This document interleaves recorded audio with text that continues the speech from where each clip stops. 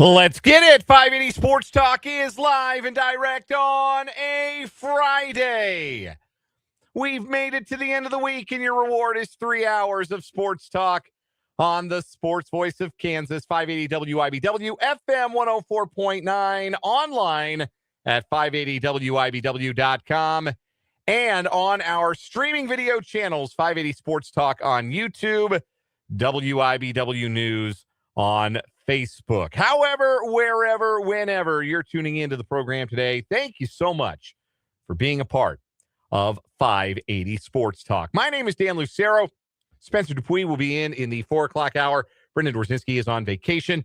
We will have 3 hours of sports talk for you. We are with you until 6 o'clock, at which point we'll hand it off to the Royals Baseball Network ahead of Game 1 of a 3-game series at Kauffman Stadium between the Royals and the Los Angeles Angels. First pitch set for 6:40 tonight. Pair of left-handers on the bump. Noah Cameron for Kansas City.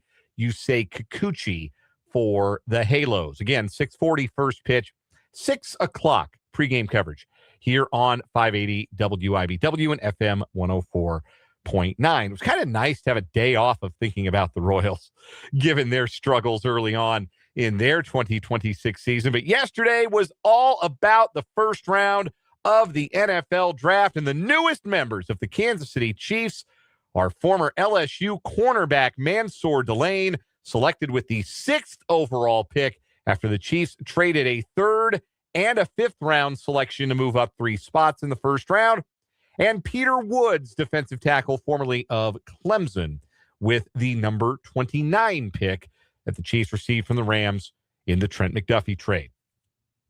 We're going to break it all down on today's show, and I said it live on our draft reaction, our draft extravaganza video last night on our YouTube channel, 580WIBW.com. I am not a fan of the way the Chiefs handled day 1 of the draft.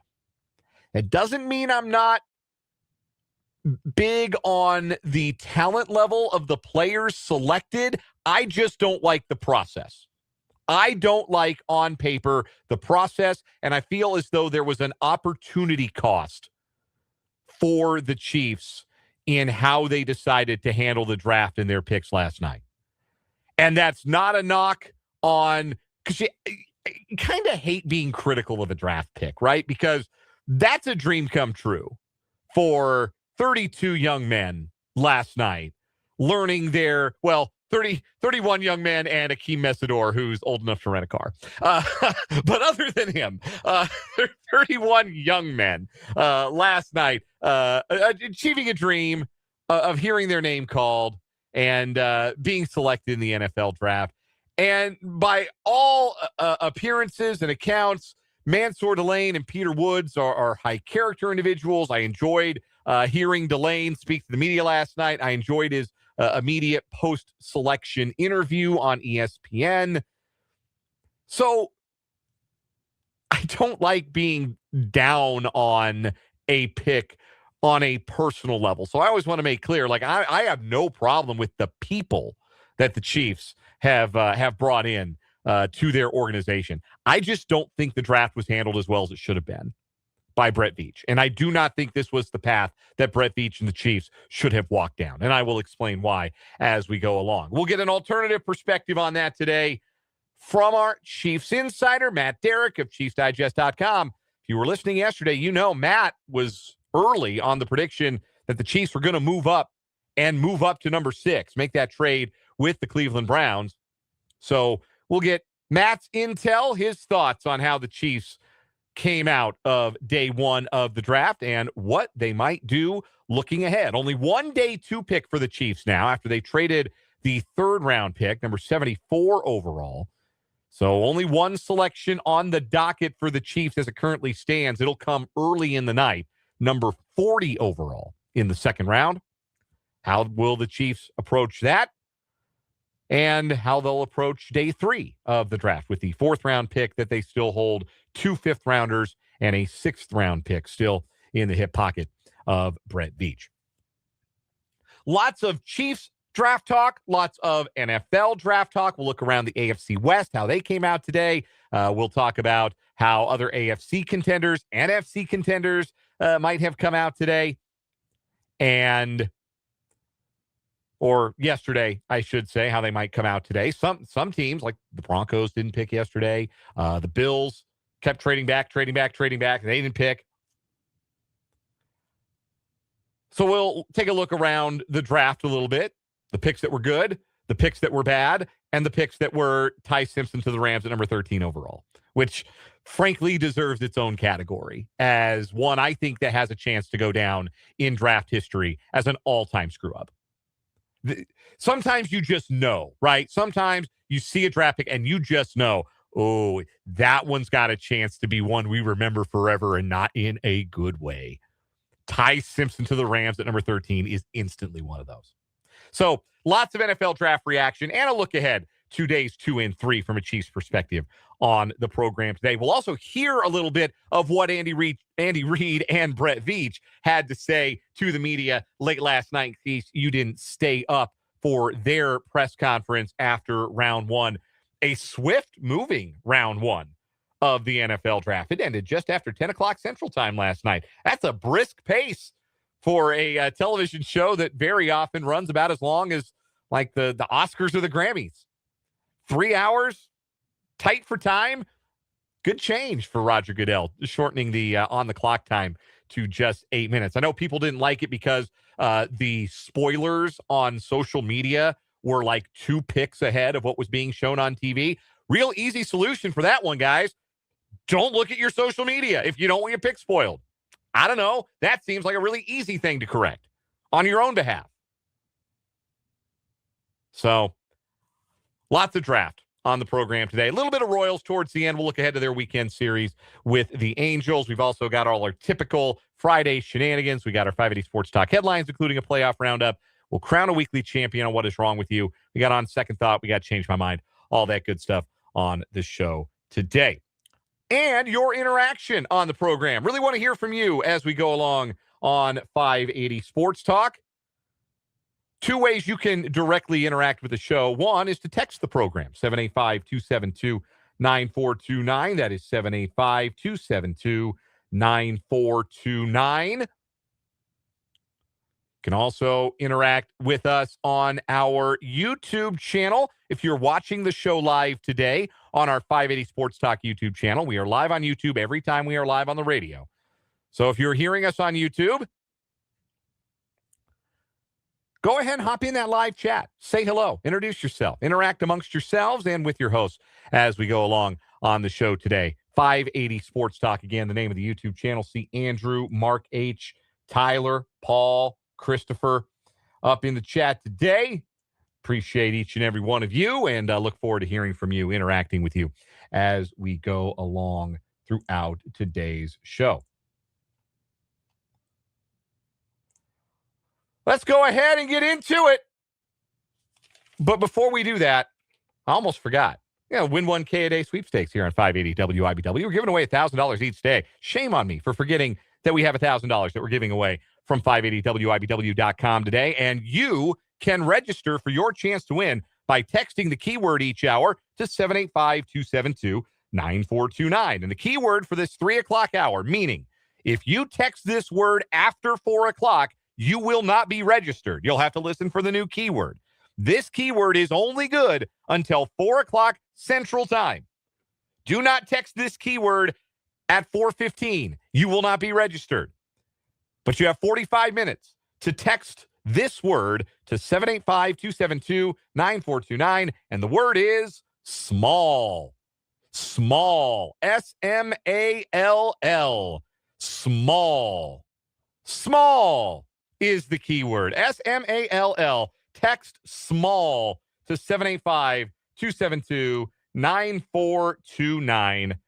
And you will be registered for your chance to win $1,000 in the Win 1K a day sweepstakes on 580 WIBW. That won't be all we give away today, by the way. I've got 2 more pairs of tickets to go see Hairball at the Stormoutdale Event Center on Friday, May 8th.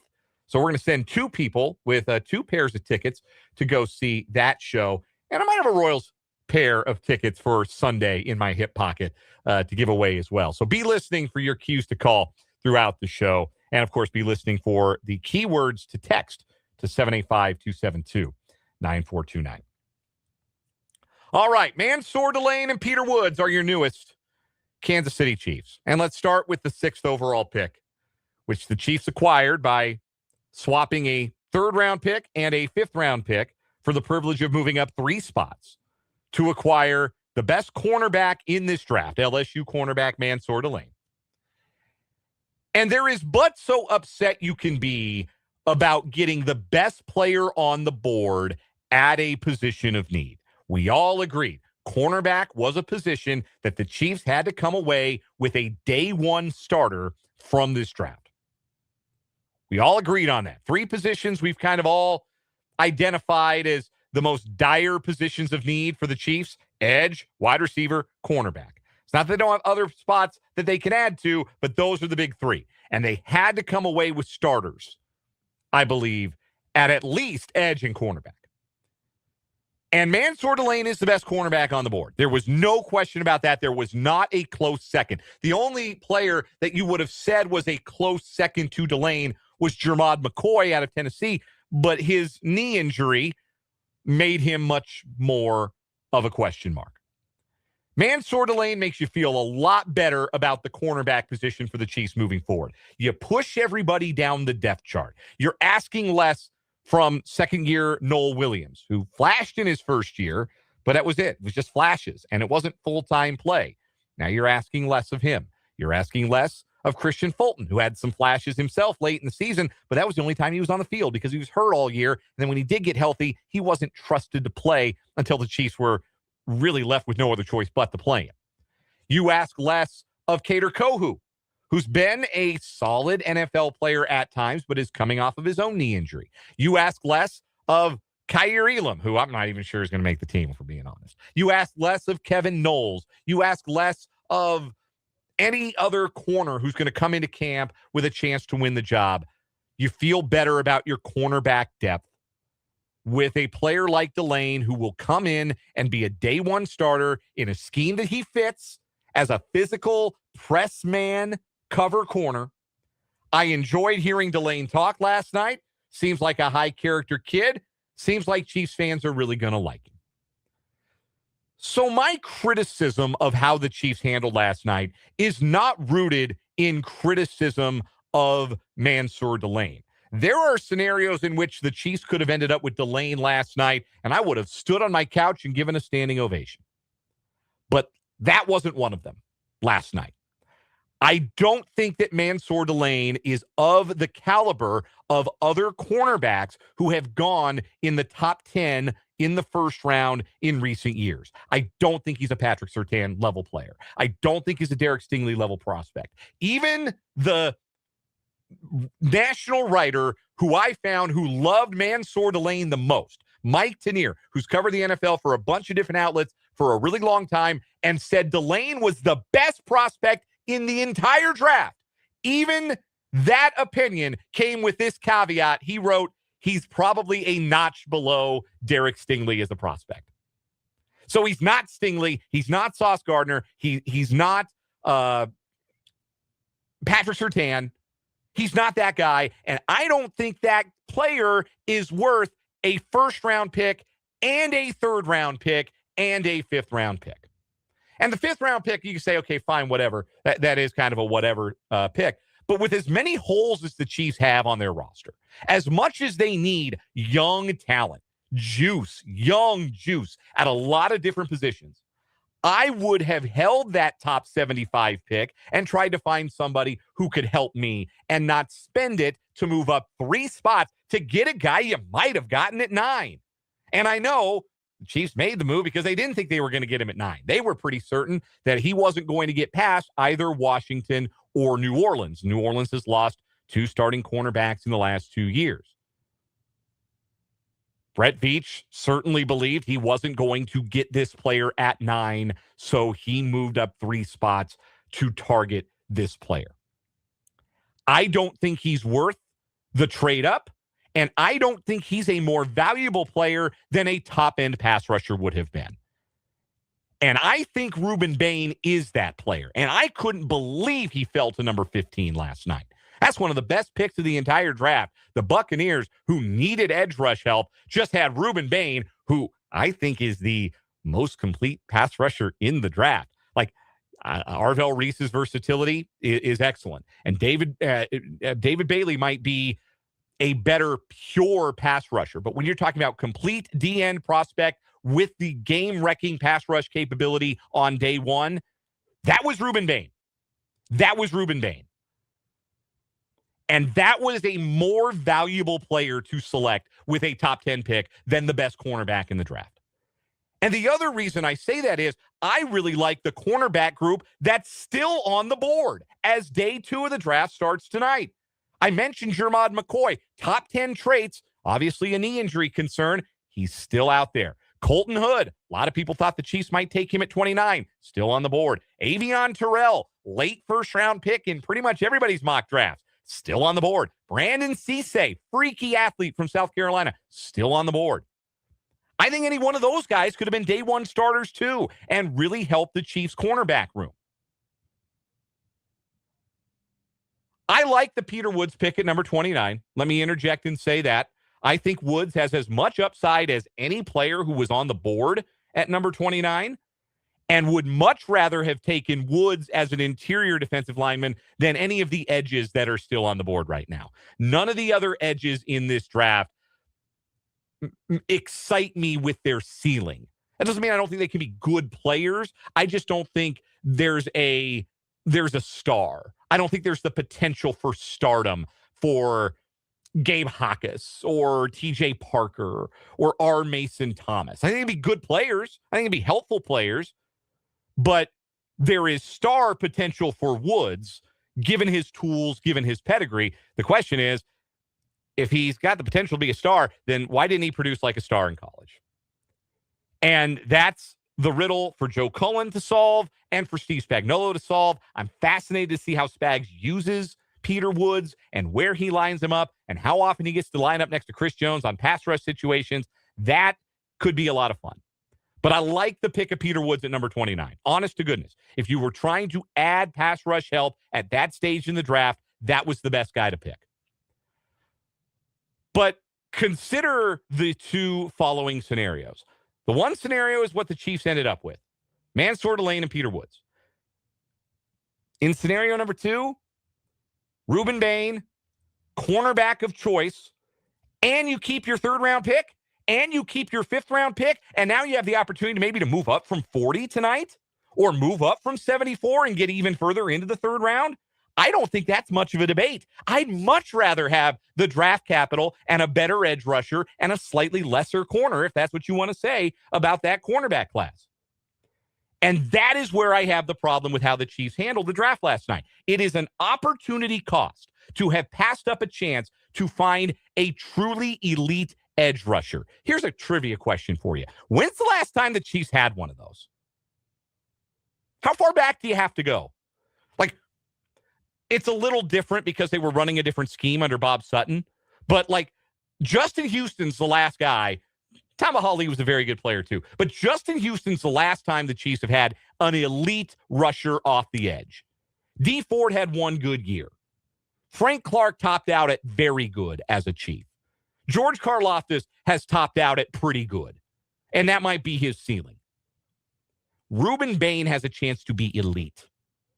Like most guys who go or are projected to go in the top 10 are projected to be elite. And you had a chance to get that guy, and it wouldn't have cost you a thing. Wouldn't have cost you any draft capital. All you had to do is sit there. And you would have had the best edge rusher of the Patrick Mahomes era. And the Chiefs didn't do it. And the Chiefs also pass up a chance to add a top-end wide receiver with the highest draft pick you expect to have 4 years. Now, Carnell Tate went off the board at number 4. I thought that was staggeringly high, frankly. Then Jordan Tyson ended up being the pick at number 8. But in a world where the Chiefs stand pat and let the draft come to them, and then Mansoor Delane goes to New Orleans at number 8, Bain is still there, and Jordan Tyson is still there. And you have the opportunity to either add a top-end edge or a top-end wide receiver, and both of those positions have more value than a top-end cornerback, particularly a top-end cornerback who does not project like the other top-end cornerbacks we have seen go in the top 10 in drafts in recent years. And then you don't have to pay the toll of the third-round pick and the fifth-round pick. Again, this is not me indicting the player, because I think Mansoor Delane is going to be a very good NFL player, maybe even a great one. And if the Chiefs had stood pat and Delane had been the pick at 9, I would not have been frustrated by that. I would have been surprised. I still would have said Bain would have been a better pick. But Delane at 9 makes some sense. It's the process I don't agree with. Because it's not just Delane, it's Delane, and now you lose your third rounder. You lose an extra top 75 pick. And I think that's too rich for a player I don't think is going to be the elite of elite at his position. Where I think Bain could be that, and I think Jordan Tyson could be that. But of course, in the end, nobody's going to care about things like opportunity cost and draft capital if Mansoor Delane ends up being a star. And if in 2 years, Delane is a Pro Bowler, Delane is an All-Pro, Delane is a shut-down half-the-field player, he is as good as a Stingley or a Surtain, then nobody's going to care about the opportunity cost from tonight. But we don't have that information yet. All we have is the information, what we learned, what we saw the Chiefs do, how we saw them handle their draft capital last night. And I don't think Brett Veach did the best job he could have with it. I want to hear your thoughts, though. 785-272-9429 is the number. That's 785-272-9429. Send me a text. Let me know what you thought of the Chiefs' first-round haul. You can also comment on our live chat on our YouTube channel, 580 Sports Talk. Matt Derrick's our Chiefs insider. We're going to talk to him in about 10 minutes. We'll get your thoughts on the other side of this. Lots more NFL draft talk still to come on the program today. We're just getting started on this Friday edition of 580 Sports Talk.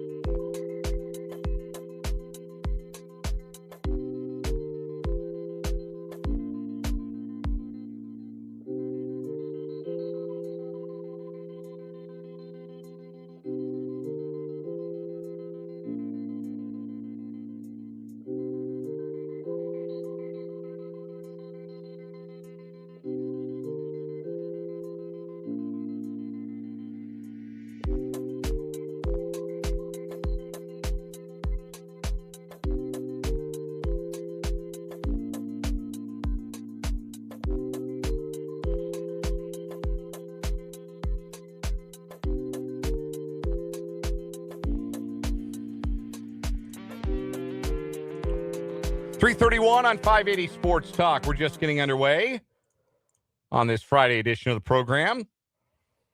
Let's go to the commentariat, see what the listeners think about the Chiefs' Day 1 draft haul. Andrew says, I give the Chiefs a B. I would have rather had them not trade and go with Caleb Downs or Keldrick Falk or even trade back into the second round. Yeah, Keldrick Falk being there, that was maybe the one edge rusher at 29 that I would have been able to talk myself into a little bit as somebody who could be more impactful than just being a day one starter or a rotational guy who can pick up some sacks for you. I think Woods' ceiling on the interior is a little higher than anybody else's. So I didn't mind Woods over Falk. Caleb Downs will be a player that I think a lot of Chiefs fans are going to watch real closely over the course of his career in comparison to Mansoor Delane's career. Tyler says, first I was upset, then I dove into the numbers. Feel like the Chiefs did pretty well. That's a common, I think, response. Sometimes you get in that mode where you're all set, like, this is the guy I really want the Chiefs to get. This is the guy I really want my team to get. And then they don't take him, and your first reaction is, those morons didn't do what I would do. And then you settle down a little bit, you take a look at the numbers, and you say, okay, yeah, there's something there. The thing about Delane, they talk about his ball skills. 11 breakups, 2 interceptions in his senior year at LSU, 8 career interceptions over 4 seasons, spent the first 3 years at Virginia Tech. Chiefs need corners who make plays on the ball. That was not Trent McDuffie's strength over the course of his career. Talked about this last night on the reaction videos, and you should go watch those. They're live they're up on our YouTube channel, 580 Sports Talk in the archive. The Chiefs' defense struggled to get off the field last year because they did not create negative plays. And we're going on 2 straight years where the Chiefs' defense has not created negative plays. Well, what are negative plays? Sacks and tackles for a loss, but sacks, most notably, and turnovers. Chiefs need guys who are going to force some turnovers and who are going to put the quarterback down. Is Delane that guy? We'll see. He had some good numbers in that regard at LSU. Let's see some other opinions from the live chat. Triple G says, I love both picks by the Chiefs. In a perfect world, they wouldn't have needed to trade up for Delane, but they must have thought the Saints would take him. Brett Veach says as much last night. We'll hear a little bit from Veach and Andy Reid. Reid evaluating the players that the Chiefs selected, and Brett Veach with some interesting background on the draft process. But they fell in love with Delane in the process, really, really wanted him. And yeah, I think they were spooked that he was going to go number 8 specifically. And they tried to go up to number 7. Washington didn't want to move. And so 6, Cleveland was open for business because Cleveland ended up playing it great because they drafted the guy they were going to draft anyway in Spencer Fano, the offensive tackle. Richard says that the teams were scared off by Ruben Bain's short arms and history of other players. Delane definitely is a safer pick than Ruben Bain, who's got the short arms and the unfortunate careless driving incident that resulted in the death of one of his passengers. And I don't mean to diminish that or in any capacity. Don't mean to diminish that. I do feel like that seems a little bit different than, for example, what Rashee Rice got up to a couple of years ago in Dallas. It really does seem, by all accounts, that Ruben Bain just had a car accident while Rashee Rice and his buddy were driving like jagaloons, and then they try to run away from it when they caused a problem. And that's a little bit different than how Ruben Bain appeared to have handled his situation. It's unfortunate, but certainly could have impacted how teams felt about Ruben Bain. I'll say this, though. Brendan brought this up last night on our live reaction.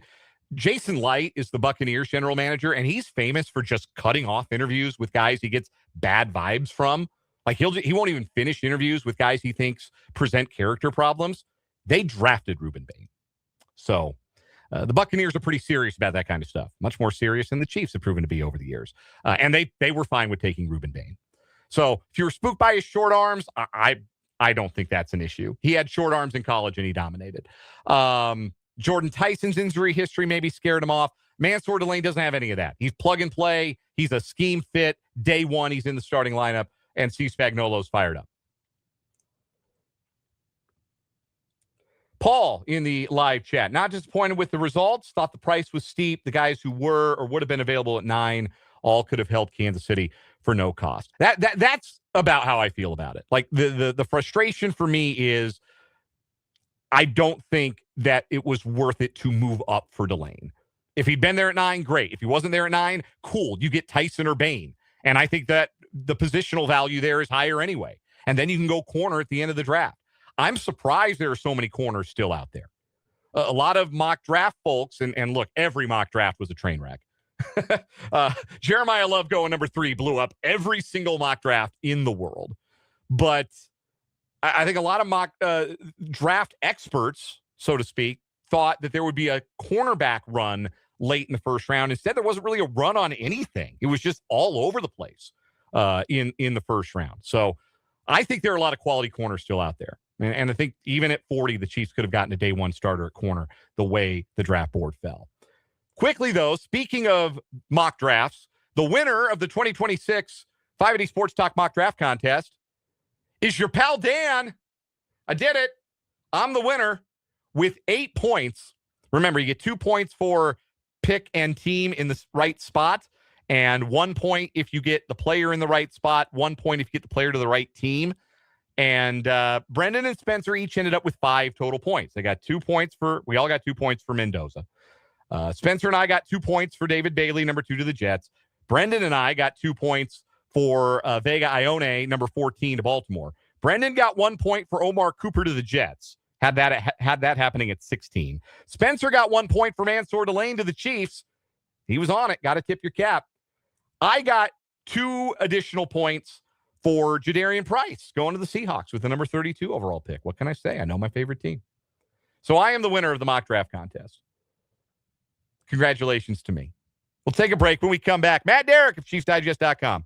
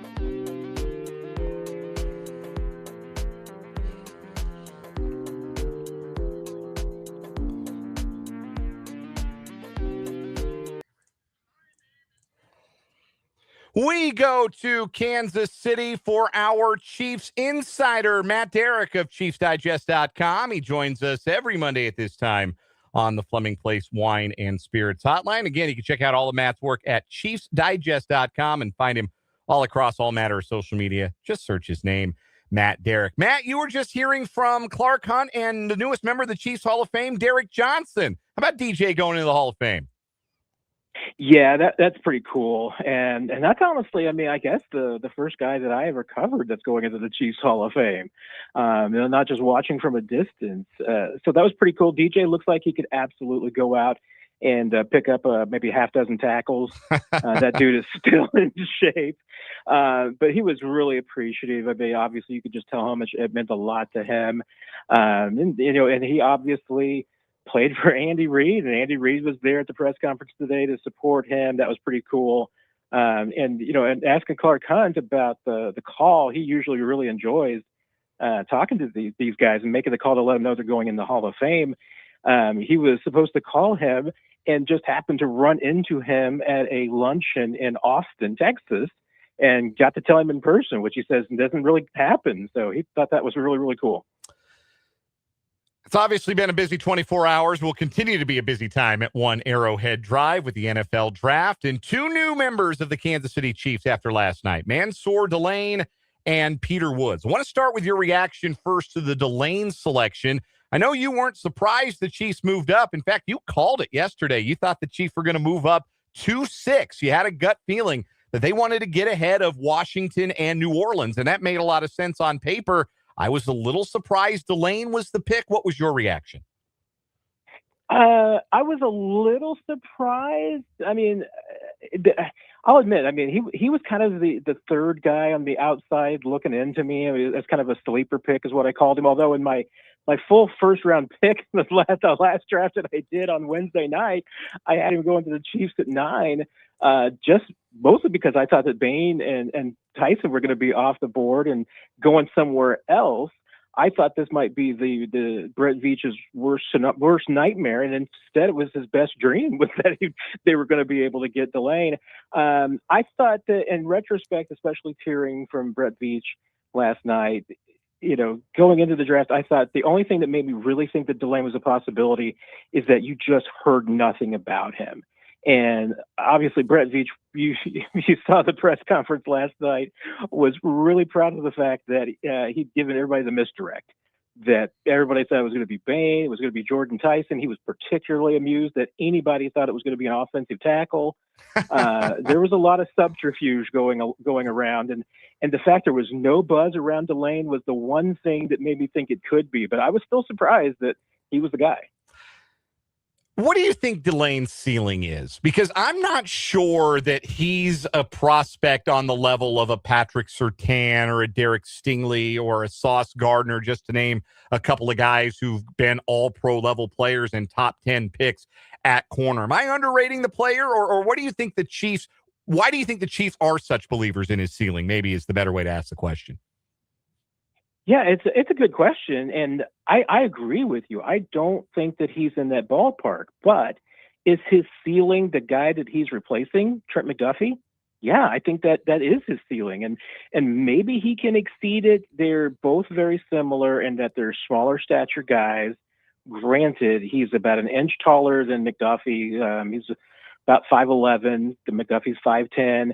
I don't know if that 1 inch is a big difference. They're also both guys that even though they're smaller stature and don't have the long arms, they both make up for it by being faster and quicker. And again, Delane's just a tick faster. What was it? I think 4.38 versus a 4.44 as far as your 40 time goes. I mean, that's a blink of an eye. So it's not really a huge difference, but they are in measurables in so many ways, just very, very similar players. And he was consistent all 4 years of college.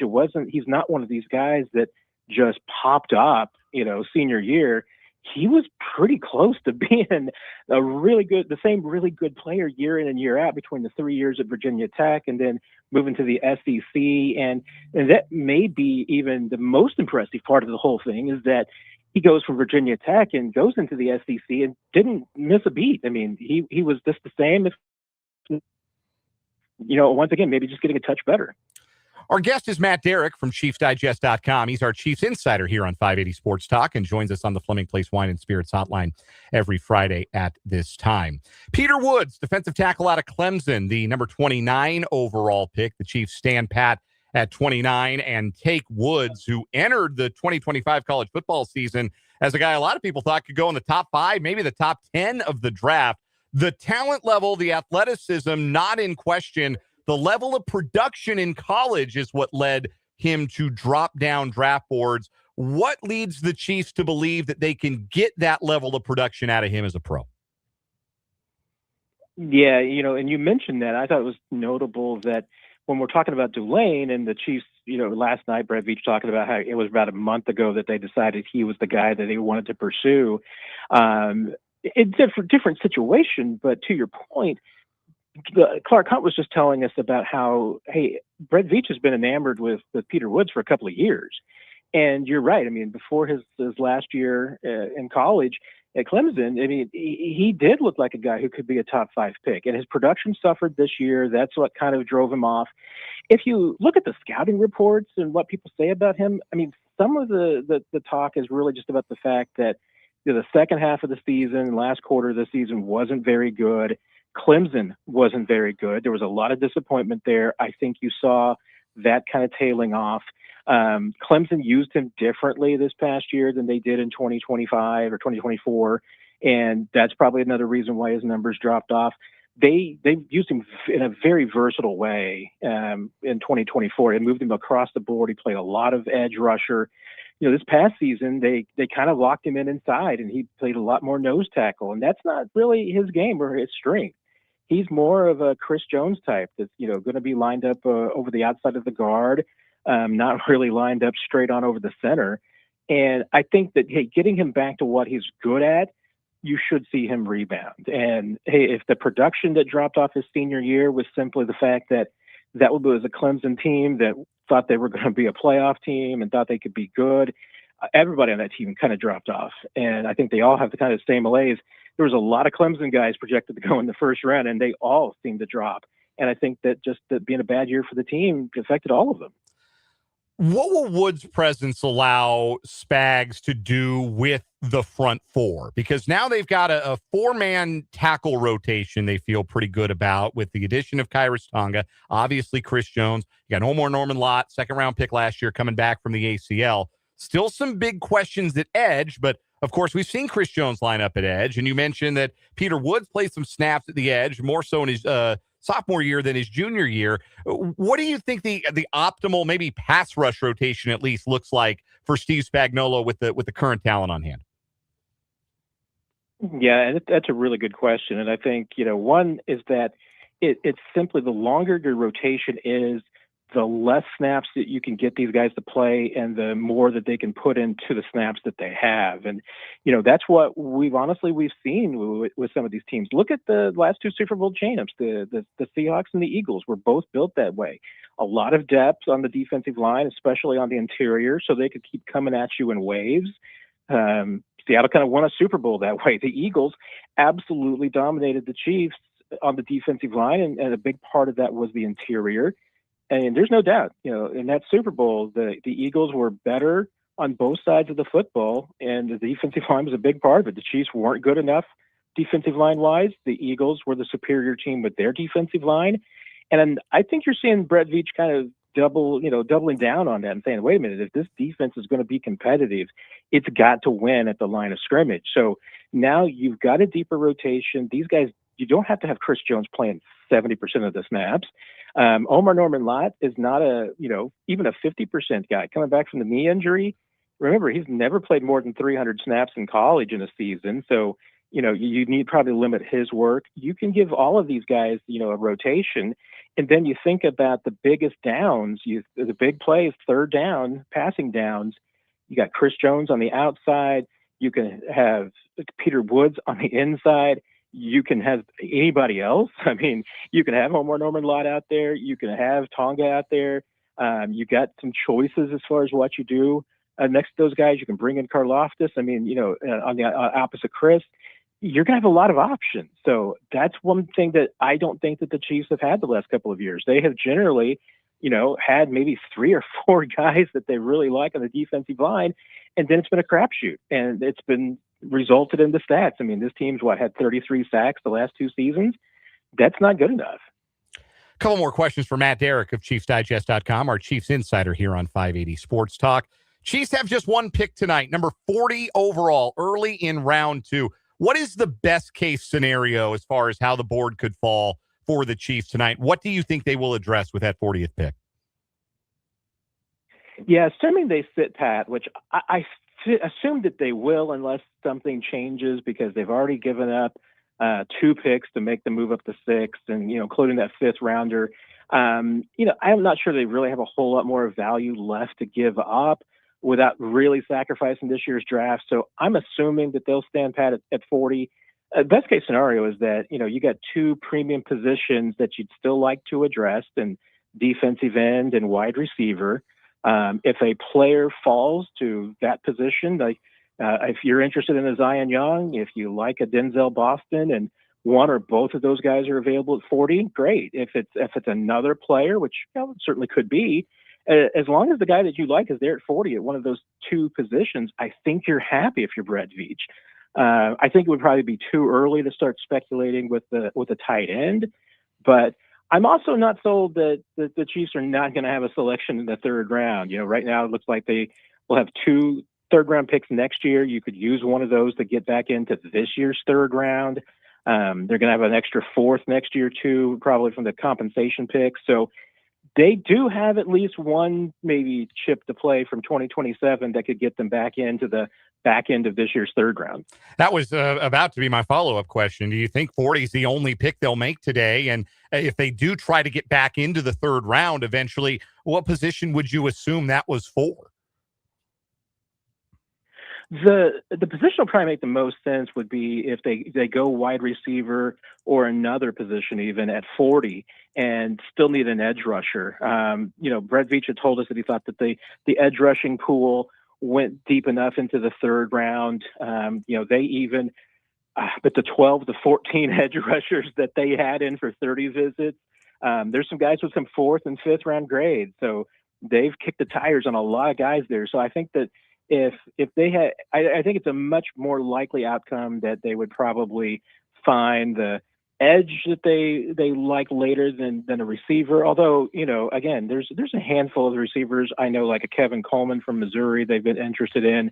That's a guy that might be available in the 3rd or 4th round. Maybe that would be the scenario. But paper-wise, it looks like, hey, if you're able to address wide receiver in the 2nd round, you can still find quality depth at defensive end in the 3rd round. Matt Derrick covers the Kansas City Chiefs at ChiefsDigest.com and appears with us every Friday on this program at this time on the Fleming Place Wine and Spirits Hotline. He is our Chiefs insider. You're the best, Matt. Thanks so much for your time. We'll recap the rest of the draft when we talk to you next week. Sounds great, Dan. Take care. Have a good weekend. That is Matt Derrick. We'll take one more time out, wrap up this 3 o'clock hour after this with On Second Thought.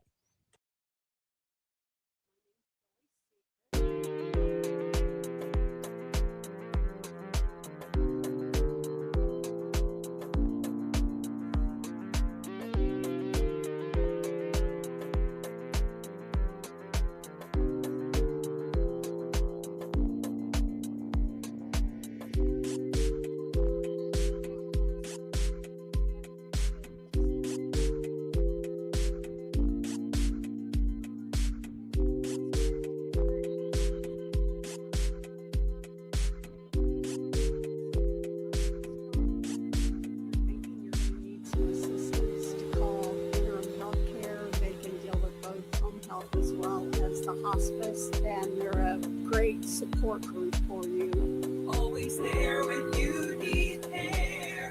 Internal health care. Topeka, Manhattan, Lawrence. Some people reach a line and stop.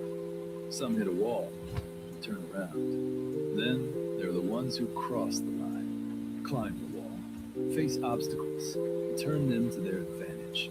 That's where we come in. We're the next rodeo. We design bold marketing that drives real growth.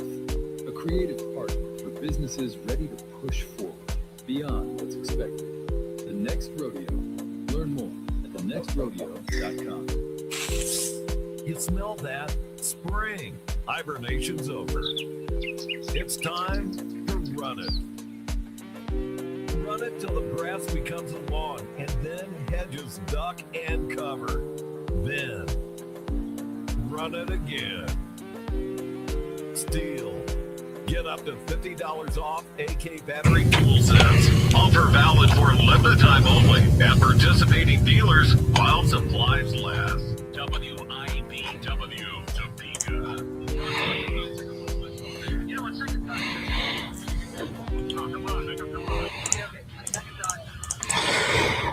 The day after the first round of the NFL draft, especially this unpredictable and wild first round of the NFL draft, is fertile ground for on second thought. That is for sure. On second thought, I think most people thought if there was a second quarterback that was going to go last night, it would have been late in the first round. Then the Rams came in like Leroy Jenkins, and they took a quarterback, number 13. And we're going to talk more about this. We're going to have some broader draft reaction in the 4 o'clock hour. But I don't think GM and coach were on the same page with the selection of Ty Simpson in Los Angeles. And as a fan of a team in their division, I love the drama. I love the mess. That makes me happy. We got more draft talk. We got What Is Wrong With You? We're going to crown a weekly champion. And we'll hear from Andy Reid and Brett Veach in the next hour. But before we go to break, Hairball's coming to the Stormont Vale Event Center Friday, May 8th at 7 p.m. The ultimate rock and roll party with spot-on rock anthems, killer lights, fire, and smoke. The party kicks off with local faves Rock Party, Topeka's own powerhouse rock band. Get full details on the show and buy tickets at 580WIBW.com. Or just be the third caller right now to 785-272-9429 and win yourself a pair of tickets. That's 785-272-9429. If you're the third caller, you're going with a pair of tickets to go see Hairball Friday, May 8th at the Stormont Vale Event Center. More 580 Sports Talk coming up after the news.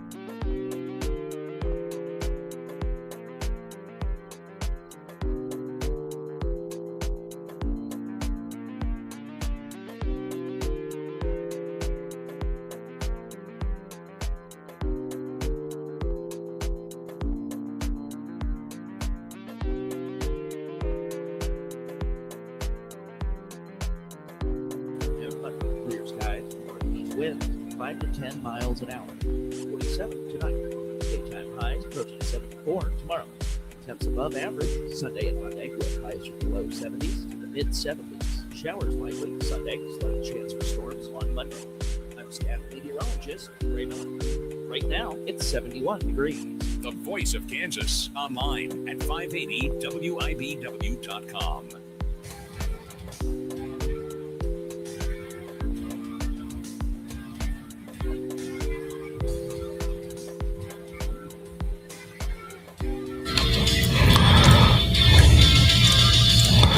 Let's get it. Hour number 2 of 580 Sports Talk on this Friday afternoon.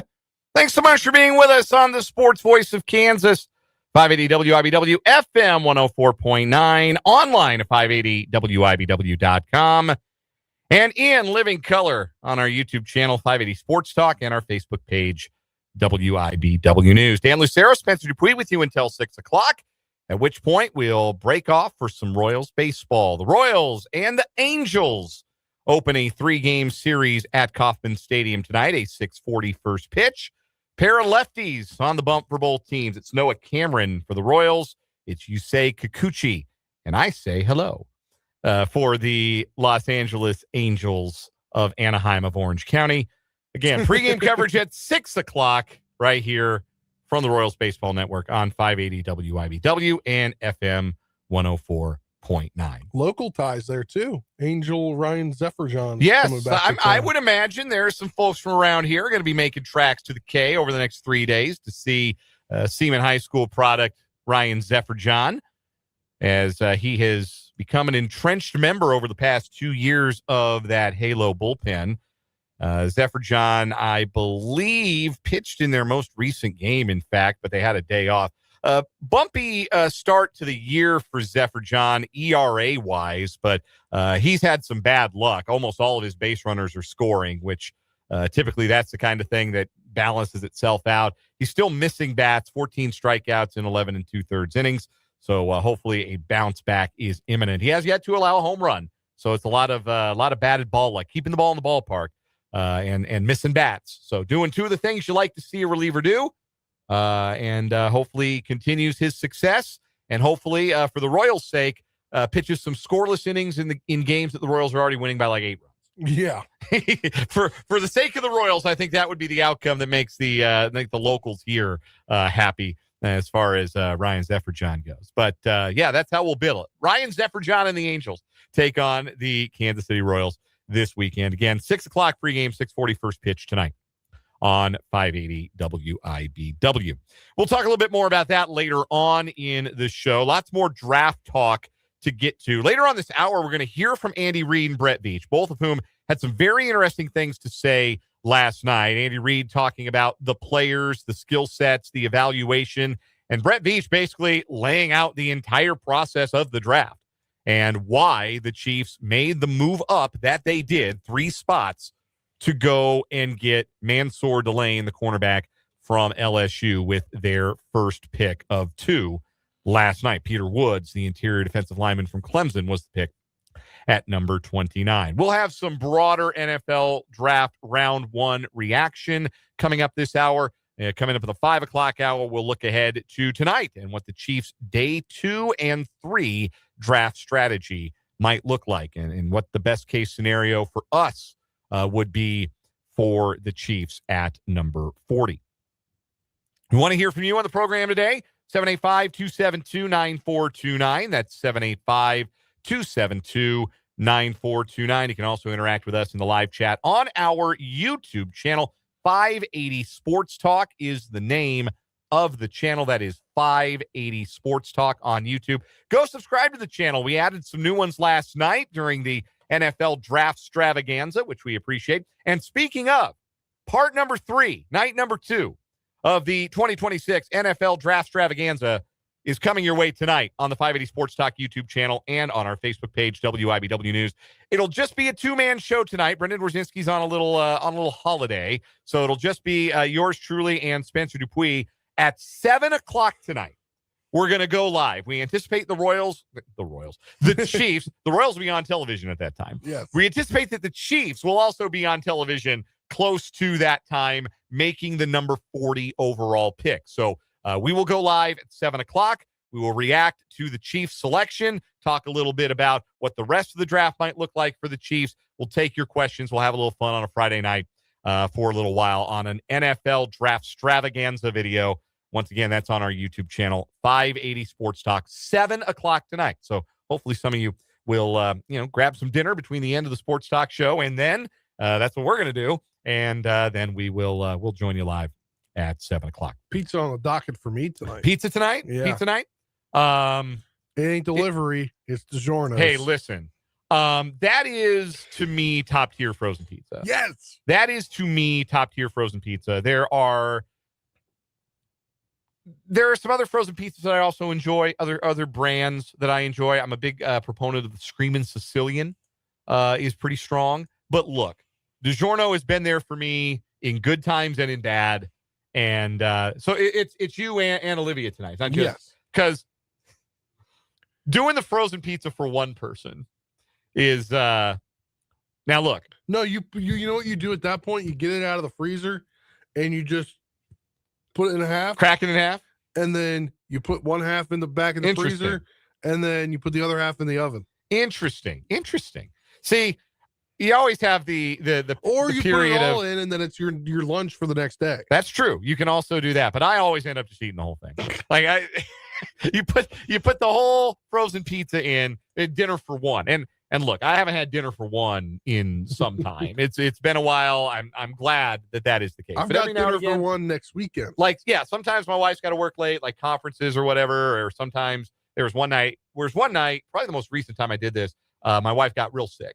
And so it was kiddo was my responsibility because she needed to go get to bed early. She was not feeling well. So got Asher down to bed. This was months ago. This is when we could get Asher down to bed in his own bed, which has not been the case for some time now.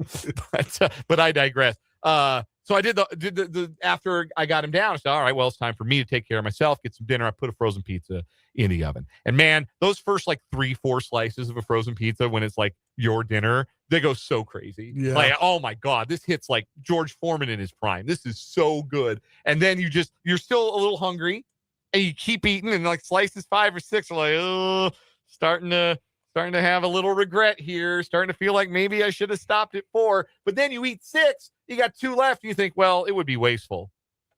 So wasteful. I may as well just eat the final 2. Yeah. And then you end up doing it, and that's how that typically goes. Not sure what will be for dinner at the Lucero household tonight. But you guys don't plan that? Is that not a planned thing? So some nights it is, but nights that we know, like Friday night usually is when we go out, but we don't like plan ahead necessarily. We like it's your takeout night. Yeah, it can be takeout or we can go somewhere, but Friday nights a lot of the time is because we do what's it called? Every plate a lot. Especially now that high school sports season is over and I'm like around more. Yeah. And I like to cook. I like cooking for myself. I like cooking for my wife. I really enjoy cooking. And I enjoy the simplicity of being able to follow a recipe and make something that tastes good and is a reasonable portion size. And sometimes my son even humors me and tries it.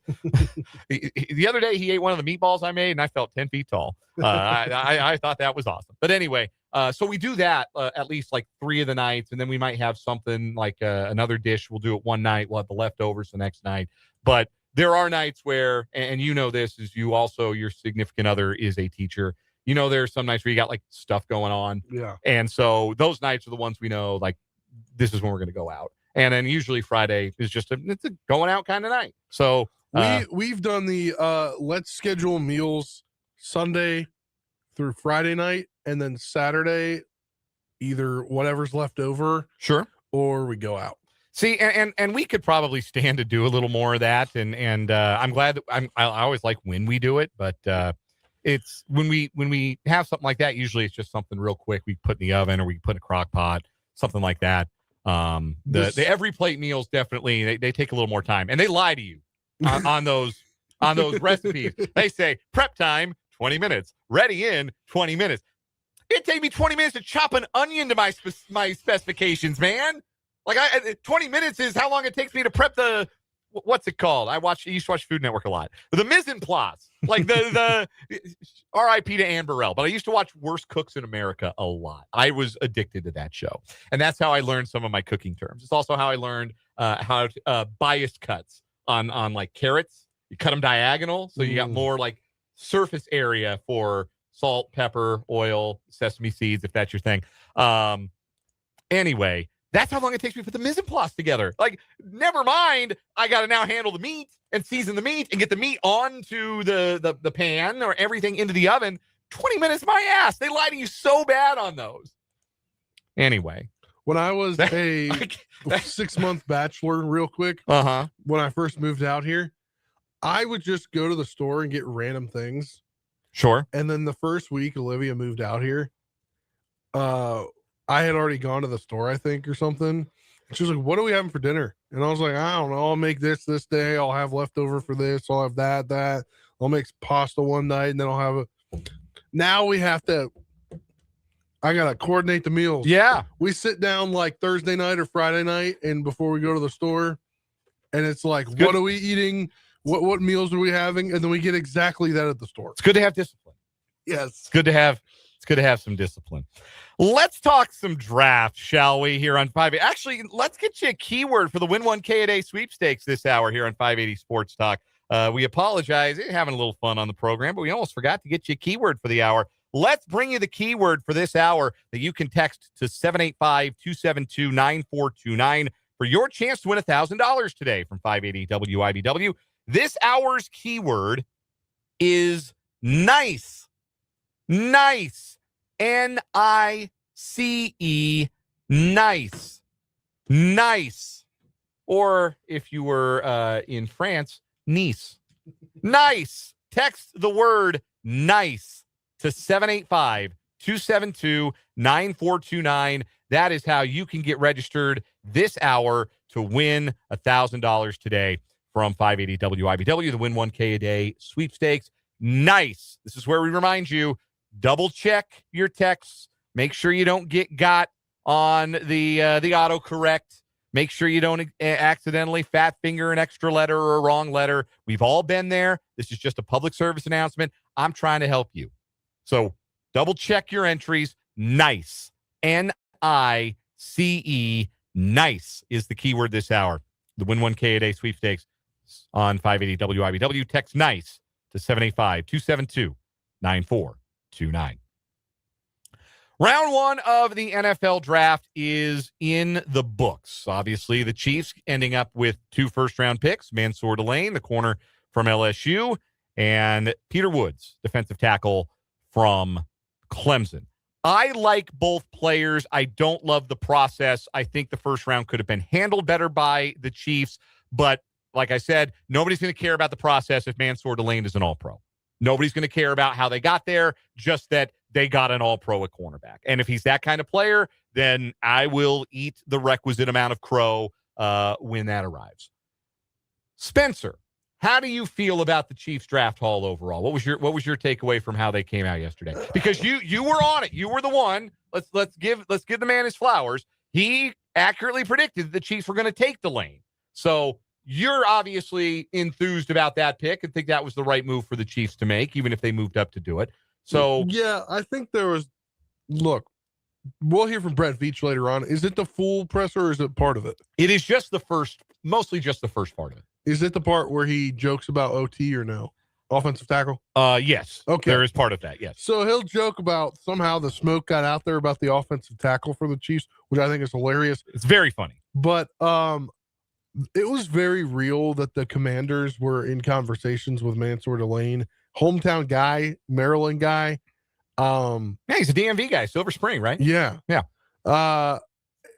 It seemed very real enough to where he talked about it in his opening press conference last night at the draft, that he said Mr. Peters, referring to Adam Peters.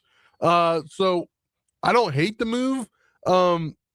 They went up and when they got Trent McDuffie, the Chiefs did, right? They traded up. Yes, maybe they traded up. Maybe not the same picks that a trade this time, but I think overall it's going to help you for where you wanted. And I think they did have the short arm thought with Bain, because it didn't even appear that he was even one of their guys if he went all the way to 15, right? So I think it's good.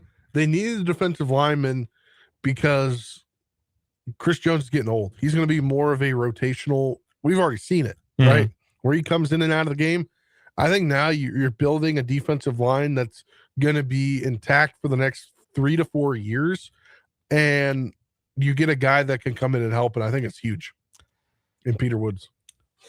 I'm a fan of the Woods pick. I'm a fan of the potential. The Chiefs have to get it out of him because the potential didn't meet the production in college. And that's always a risk, And more often than not, that ends up with the player not being productive in the pros. And that's why a player as gifted athletically as Peter Woods is even there at number 29. Because if he had produced at the level that his measurables would have suggested, he would have been off the board. He might have been a target for the Chiefs at 9. He might have been off the board before then. Like those kinds of players, they go early. And there just wasn't that kind of player at interior defensive line in this draft. But if Chris Jones can be a good influence, if Joe Cullen can get the most out of him, there's a chance for that pick to overperform its spot in the draft. Let's take a look around the rest of the draft. The AFC West, the Chargers went with Akeem Mesidor, the other defensive end from Miami, with their first-round pick. The Chargers need pass rush help, certainly. I'm just a little iffy on how much potential's really there for a 25-year-old. I'm not as down on him as Brendan was. Brendan was the guy on yesterday's show saying I wouldn't take him in the first round. I'm a little surprised the Chargers went in that direction, but they certainly needed pass rush and addressed that. Obviously, the Raiders had the first pick. They end up with Fernando Mendoza. The Broncos didn't pick. Their first-round pick was Jalen Waddle. They traded the 30th pick, I believe it was, for Jalen Waddle.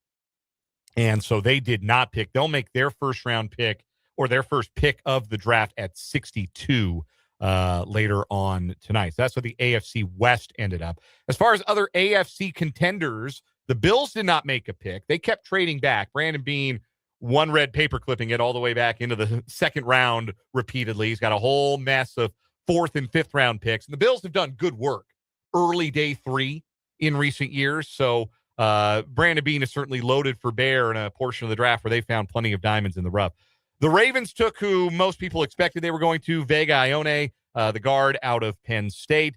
The Texans also added interior offensive line. They traded up to get Keelan Rutledge, the guard out of Georgia Tech. Patriots moved up and got a right tackle for the future and probably for the present as well in Caleb Lomu out of Utah. So of those AFC West teams, because I think we just mentioned all of the real AFC contenders and the Raiders, which of those AFC contenders do you think had the best allocation of their first-round resources last night? Include the Chiefs in that, if you'd like. Which of those AFC contenders came out the best? This is a hard one. I mean, I think the Ravens getting help where they need it is obviously huge, but they've got a whole new coaching staff, so I don't really know where things are because they didn't think Harbaugh was going to cut it for another year there. So I don't really know if they're contenders going forward, depending on how the coaching staff can get together the new team. I mean, a lot of guys are returning, obviously. Maybe the Patriots? See, I kind of feel like so the Patriots addressed what was obviously a need for them coming out of their playoff run, right? Like they made it to the Super Bowl despite the fact that they couldn't protect Drake May, and then they lost the Super Bowl because they couldn't protect Drake May. And their tackles were Will Campbell, who may not be good, and Morgan Moses, who's 35 years old. So they absolutely need a tackle, and I think they got good value in moving up and getting Lomu. The thing about it is I don't think the Patriots are actually a 15-win team. So if they're closer to being like a 10 and 11 win roster, how much does Lomu really move the needle for them? I like that the Texans are building from the line of scrimmage, but there's nothing sexy about taking a guard.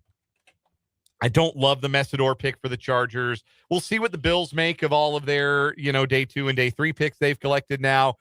It's hard to not feel like out of that group, it was the Chiefs who got the best, who got better more so, and part of that is having 2 picks, but being able to check off positions of need with guys who I think can make a year 1 impact. I think you feel like the Chiefs may have done that above and beyond what the other AFC contenders did, just because those positions of need were so notable for the Chiefs. As far as over in the NFC, the Seahawks were trying desperately to trade out of 32, couldn't do it, stuck in their spot and took, as I predicted, Jadarian Price, the running back out of Notre Dame. On the one hand, Seahawks need a running back. On the other hand, they drafted a backup running back. Like, in fact, that's what he was. If he had been good enough to supplant Jeremiah Love, he would have.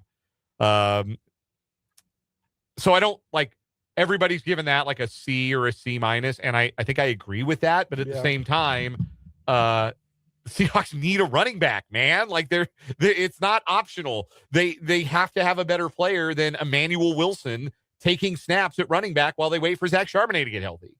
And I think Jadarian Price, like that's not a high bar to clear for them. So I think Price clears that bar. But yeah, value-wise, like did they get great value, positional value? No, they did not. But they filled a position of need, and the Seahawks are never afraid to draft for their own need instead of drafting for positional value. They've always done it their way. The Eagles traded up for Mekhi Lemon, the receiver out of USC. They hopped up to number 20 to get him. They've now got Lemon and Devontae Smith and Wicks, who they traded for from Green Bay, and Hollywood Brown. In other words, A.J. Brown is 100% getting traded.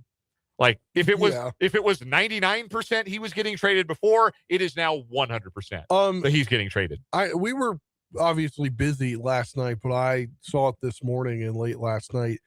Did you see what happened with that pick? So yeah, apparently the Steelers were calling Lemon, telling him they were about to take him, and then the Eagles just did it. The Eagles moved up, right? And they were trying to call him. So I think his agent comes over and he goes, "Hey, we got Philly on the phone with you." while he's on the phone with the Steelers staff and GM and everything. That's pretty remarkable. I mean, that's hilarious, man. I love the Bears pick. Dylan Tiedemann, I think they got the best safety in the draft at number 25. I had mocked them with Emmanuel Neal Warren out of Toledo, who I thought was the second best safety in the draft, but they went with the best safety in the draft. I think that's a really, really good pick for the Bears. The Rams took Ty Simpson at number 13 overall. And can I retract what I said last night? What did you say last night? That it seemed like Sean McVay was in on the pick. I retract what I say, and this is a Les Snead pick. Watch the press conference. Yes. Sean McVay is a lousy poker player. Sean McVay doesn't have much of a poker face. And you can tell him sitting next to Les Snead that this was a Les Snead decision. And Sean McVay is not thrilled. Did you hear some of the reasoning why?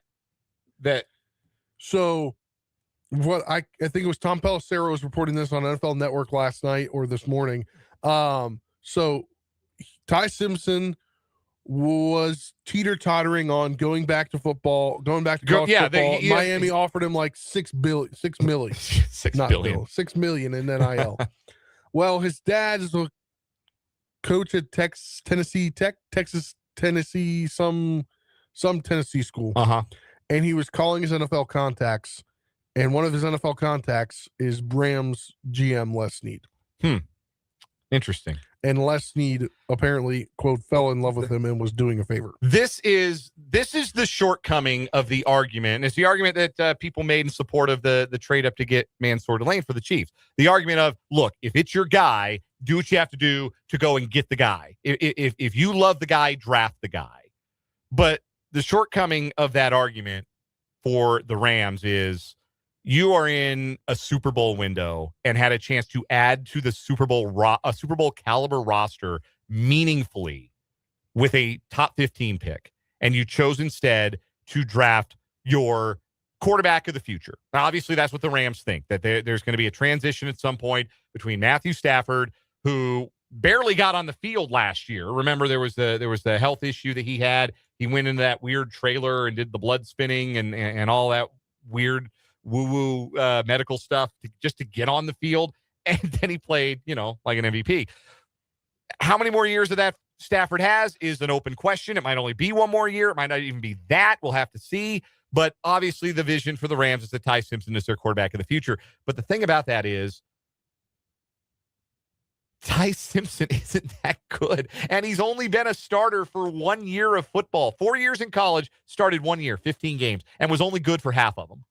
And then he's going to sit for another year and not meaningfully contribute to a Super Bowl caliber team, because that's what they have. They have a Super Bowl level roster that they've already added to with Trent McDuffie and Jalen Watson, addressing their biggest area of need on the defensive side. And you have a chance to further add to your team and get over the hump and get back to the Super Bowl, maybe win another one in the end stage of the Matthew Stafford era, and you take his replacement instead.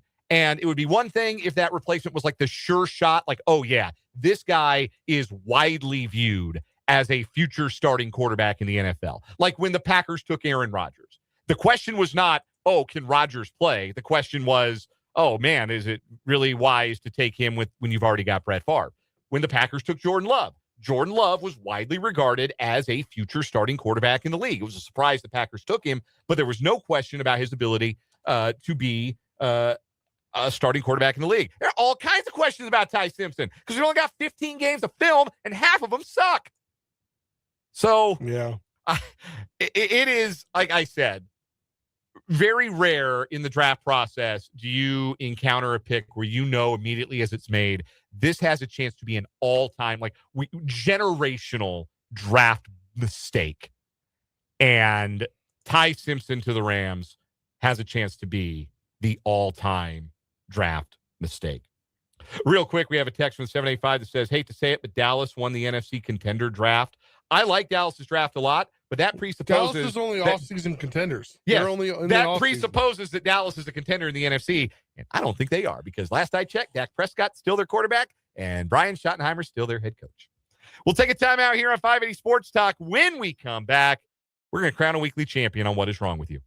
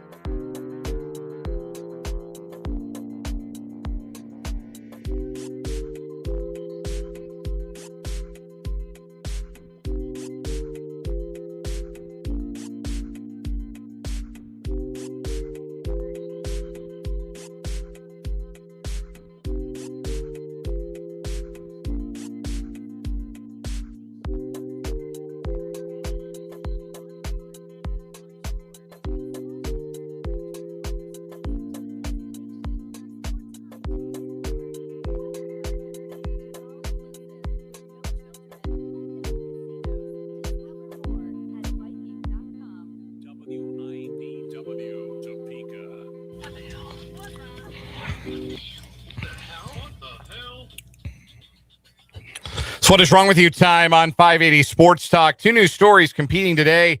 We'll have a weekly champion at the end of it. Our current champ is the Lego thief who replaced the stolen Lego parts in the boxes he would then return to where he had purchased them with dried pasta. Did that in multiple states, at multiple Target stores. $34,000 worth of fraud and stolen Legos replaced by dried pasta in the box. Really good story. We got 2 new ones today. I'm going to go first. We got a do as I say, not as I do situation. We meet New York police officer James Giovansanti, who lives and works on Staten Island and has received some parking tickets, speeding tickets, camera-issued speeding tickets for driving his... Can you stop for a second? I saw a video on this last night on TikTok. Oh, wild. But I couldn't find a story for it. Well, I found the story for it. Giovansanti drives a big truck, drives a Ram 1500. Yep. And he has been clocked driving recklessly through neighborhoods and school zones and has been issued video tickets, camera tickets. How many tickets, you ask? How about 547? Since 2022, 4 years, 547 tickets. You or I would lose our license. Including 187 tickets in 2025 alone, an average of 1 every other day.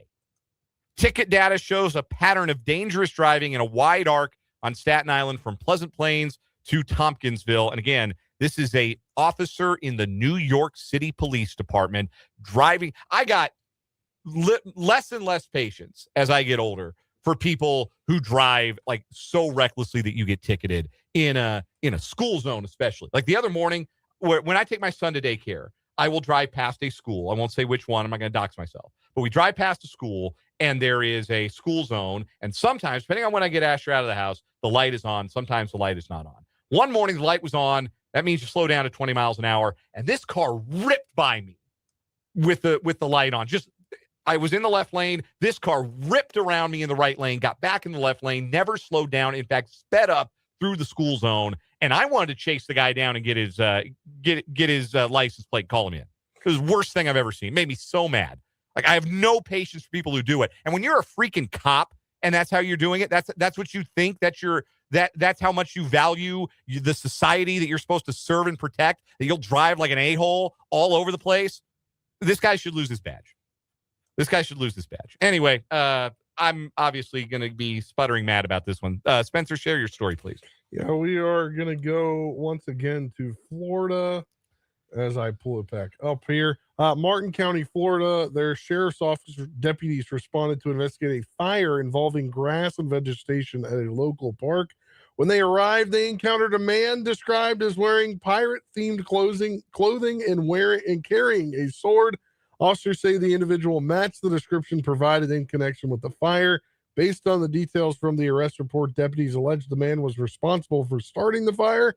Investigators say the fire was contained before it spread beyond the immediate area. No injuries were reported. Authorities have not indicated the full extent of property damage, but confirmed the fire was limited to a section of the park. Deputies took the suspect into custody at the scene without further incident. Law enforcement officials alleged the individual was in possession of a sword at the time, which was recovered as part of the investigation. A presence of a weapon in a public setting was noted as part of the overall response. The suspect is facing charges related to the incident, including allegations tied to initially setting a fire and weapons-related offenses. They continue to review evidence and statements to determine the circumstances leading up to the event. The case remains under investigation to try to establish a full timeline. But this guy's in a park, and he allegedly dressed like a pirate and starts a fire. Yes. Very strange. Yes. Very strange way to spend your time. I'm going with the cop to win today, but he makes me so mad. I would much rather the Lego guy be the winner. So the Lego theft is going to continue as our winner on What Is Wrong With You. It's going to win the week. It has. It doesn't continue. It continues to the end of the month. It continues to next week when it will be in the semifinals for the month of April on What Is Wrong With You. We'll hear from Andy Reid and Brett Beach next on 580 Sports Talk.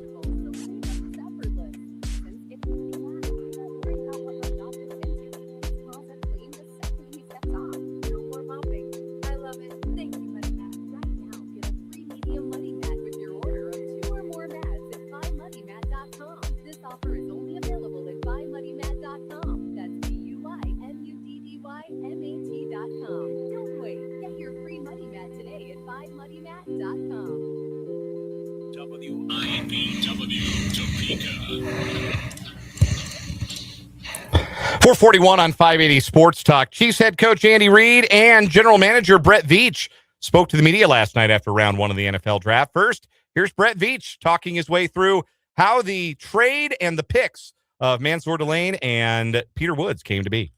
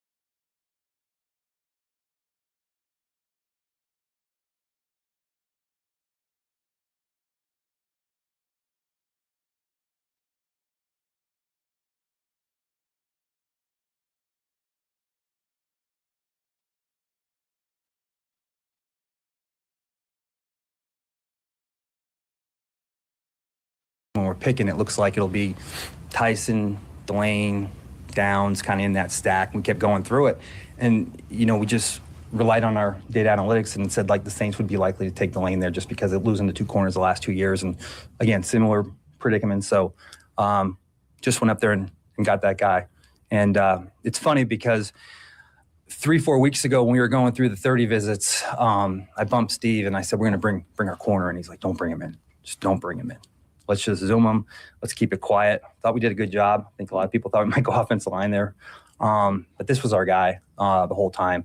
Again, assuming Bailey and Reese were off the board, great players. But, we had Delane right up there. And it's hard to find, good corners. And I know that we've done well over the years of addressing corners late. But, when you're kind of within reach of a top corner, we did that a couple of years ago. I think we traded a 3 and a 4 to get McDuffie. So, traded a 3 and a 5 to get Mansoor and Delane, so we're extremely excited. Brett, Steve is so important in these conversations, and fit is so important. What did Steve say about Mansoor when you were talking? Yeah, it was, I'm not so sure Steve wouldn't have taken him over anybody.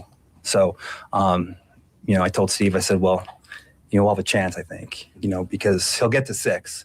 And then, and I don't think he'll be the 6th pick, but he'll probably go, if not 7, we felt like 8 was the spot. So, as I mentioned, Steve had me cancel the 30 visits just to, I think if you guys heard the call, I said to him, I said, you didn't hear a lot from us. And that was by intent. When you're sitting there at 9, and again, I've said this earlier, when, you lose your starting corners and then the Saints lost 1 the year before and 1 this year.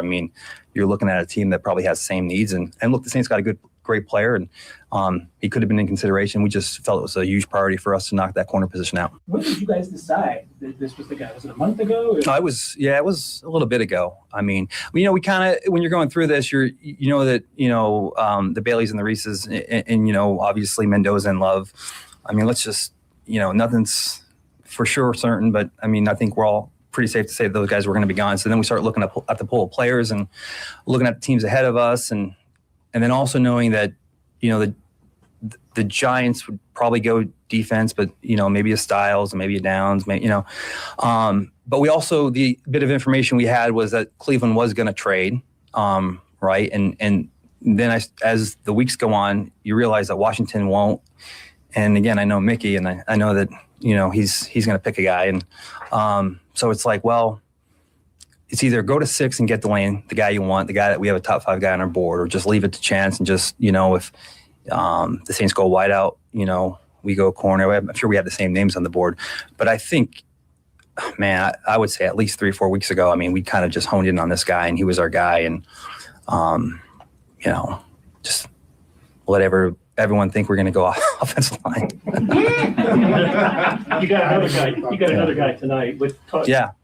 Tell us what led into that. Yeah, we just, you guys have seen it across the league. Just the depth of defensive lines is so important.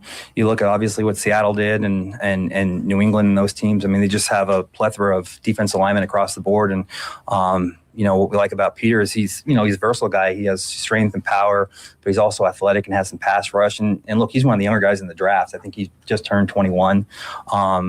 Super big upside with him. And again, I think it's a priority for us more than anything is, obviously, as you guys know, we have invested on the offensive line over the years, and, that old blueprint O-line, D-line, and then work from the corner receiver and all that. But we've done that with the O-line, and, we're going to continue to do that with the D-line now. And we just want to add numbers and talent across the board. And, get Omar coming back now, and now you have Peter Woods, and now you have Chris Jones, and now you have Tonga. It looks a lot different than it did last year already. And, we still have some more picks to go, and hopefully we can keep adding. So that was Brett Veach. Now let's hear from Andy Reid.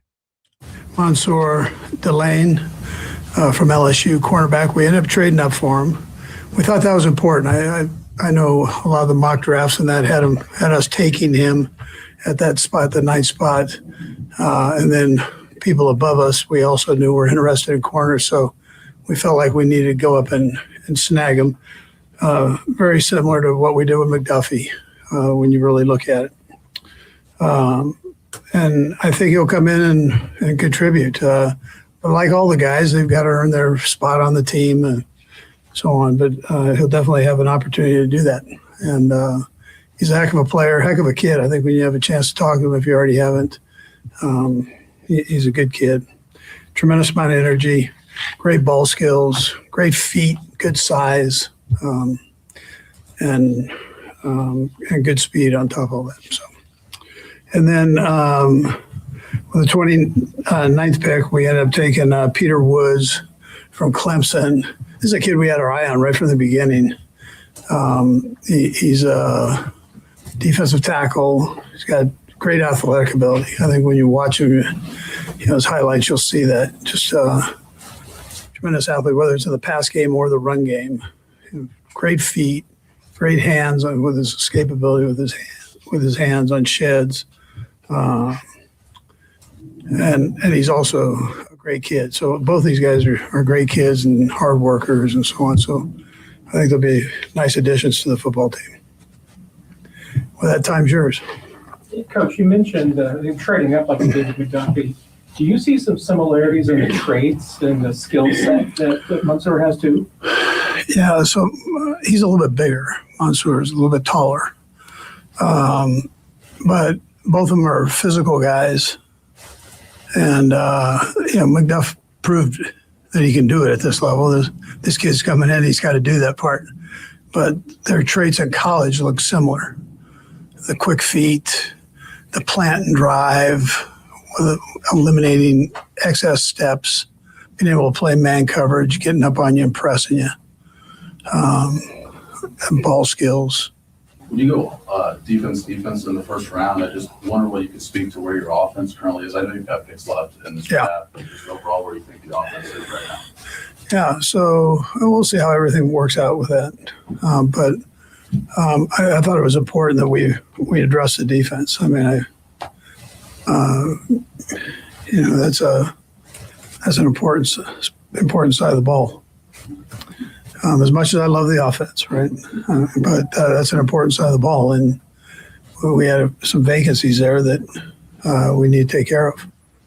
Andy, when it comes with Spags, I'm sure you had a lot to say with this, and just the fit with his scheme. Just what was that evaluation process like then? How do you identify these two particular guys? It's kind of like what you did with Gelati and Omar and Omar. how you particularly get these two guys? Yeah. So, and this is where Brett comes in because he does a phenomenal job of including the coaches and the evaluation part as part of it. So you get an idea how the coaches feel that they'd fit in the scheme. The scouts go out and gather players, and they keep scheme in mind, but they're looking for good players in general, and they're good people and citizens and all this stuff. So, but the coaches look at these guys and then they rank them. And that's what Brett wants done.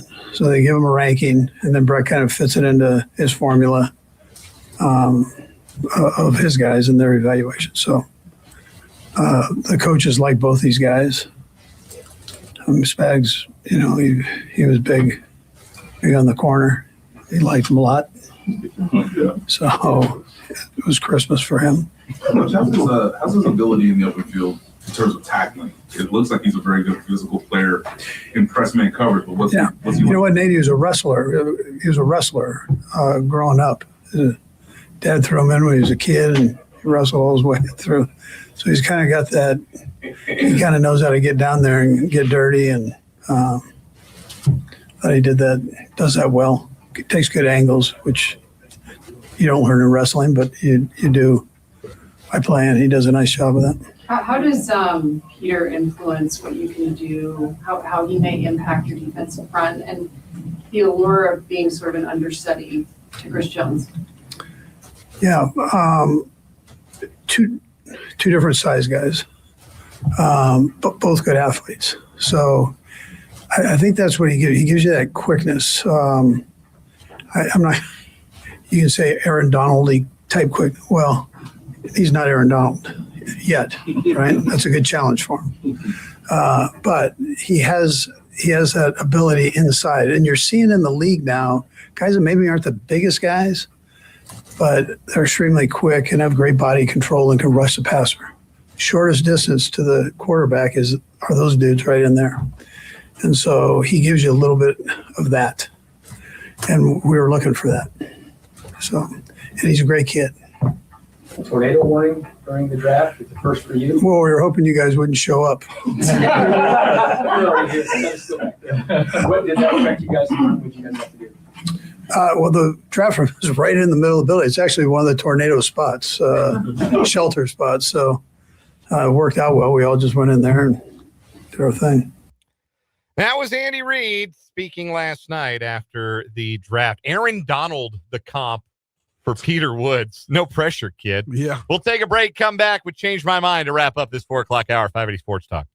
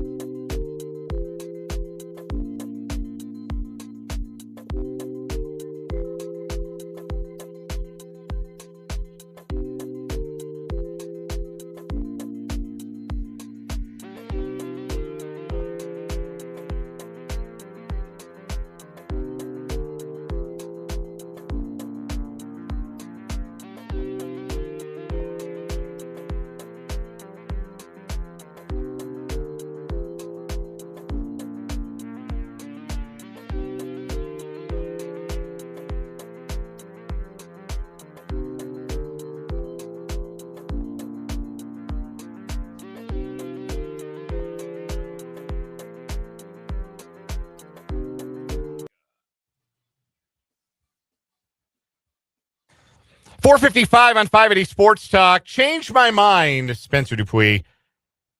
It has to be wide receiver at 40 for the Chiefs tonight. No, I think that's what's going to happen. I think they're doing wide receiver. I just did a mock draft earlier today, and I had them getting the Brennan the Nice guy that we had him getting at 29. Boston, 6'4", I believe is. I mean, Patrick Mahomes never had a guy like it. Just hope he makes it to the Chiefs there. You got to change my mind? Change my mind. Mansoor Delane will be the first round corner, or the first corner in a long time that the Chiefs give a second contract to. I tell you what, if he plays at the level that they think he can, You would like to see him get a second contract, but Trent McDuffie was a all-pro. Literally, he was an all-pro, and the Chiefs didn't give him a second contract. But they've invested even more into Delane than they did even to McDuffie. So I would like to think if you take a guy number 6, you're not doing it to get 4 years or 5 years out of him. So I think you're onto something there. Before we take a break for the top of the hour, Hairballs coming to the Stormont-Vail Event Center Friday, May 8th at 7 p.m. The ultimate rock and roll party with spot-on rock anthems, killer lights, fire, and smoke. The party kicks off with local faves, Rock Party, Topeka's own powerhouse rock band.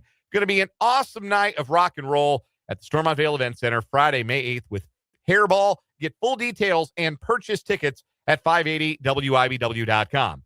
Or, alternatively, you could be caller number 2 to 785-272-9429 right now, and I'll give you a pair of tickets to go see Hairball. Caller number 2 wins the tickets, 785-272-9429. We're back with more 580 Sports Talk after this.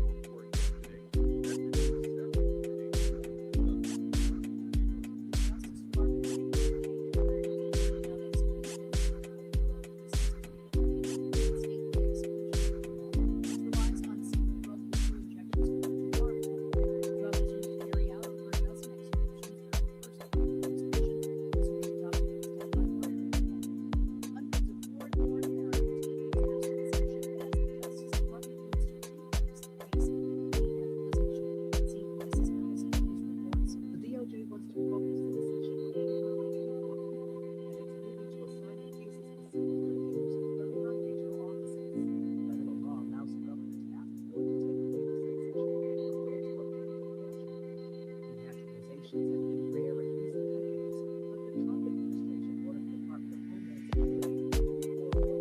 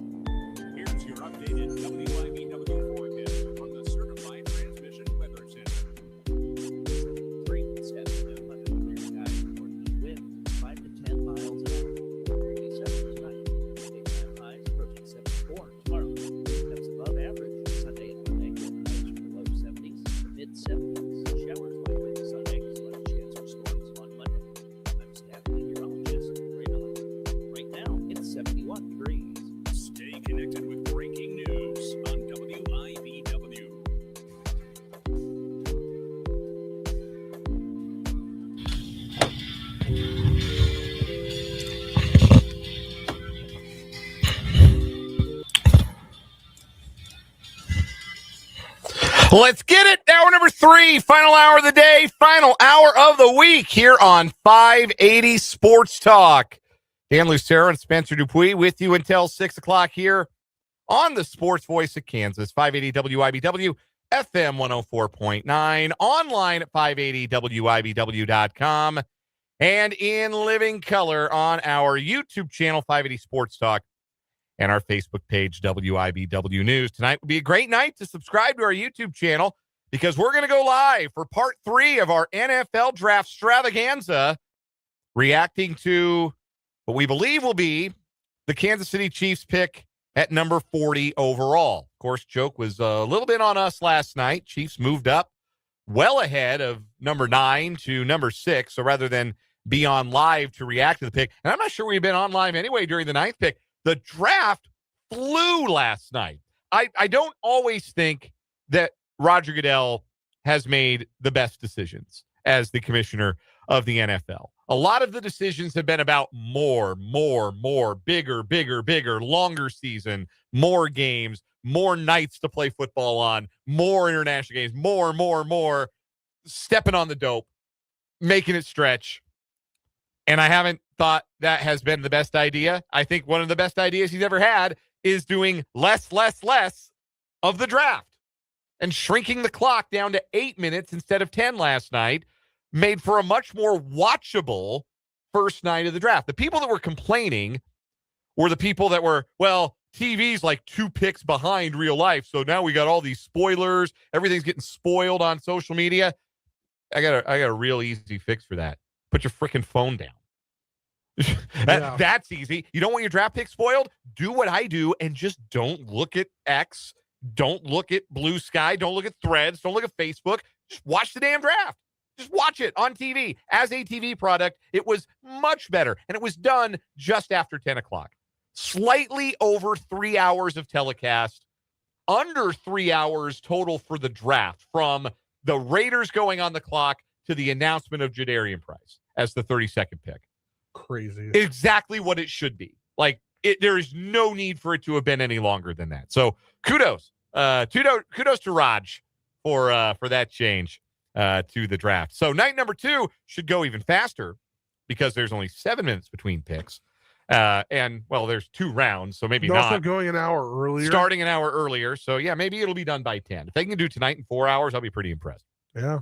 But we will react. We will go live at 7 o'clock on our YouTube channel, 580 Sports Talk. So subscribe and be notified when we go live. It'll be Dan and Spencer production tonight. Dan Lucero, Spencer Dupuis with you here on 580 Sports Talk. It'll just be us tonight. Brendan Wrzynski's on holiday. That's what they say in England. I think that's fancier than on vacation. He's on PTO. He's on holiday.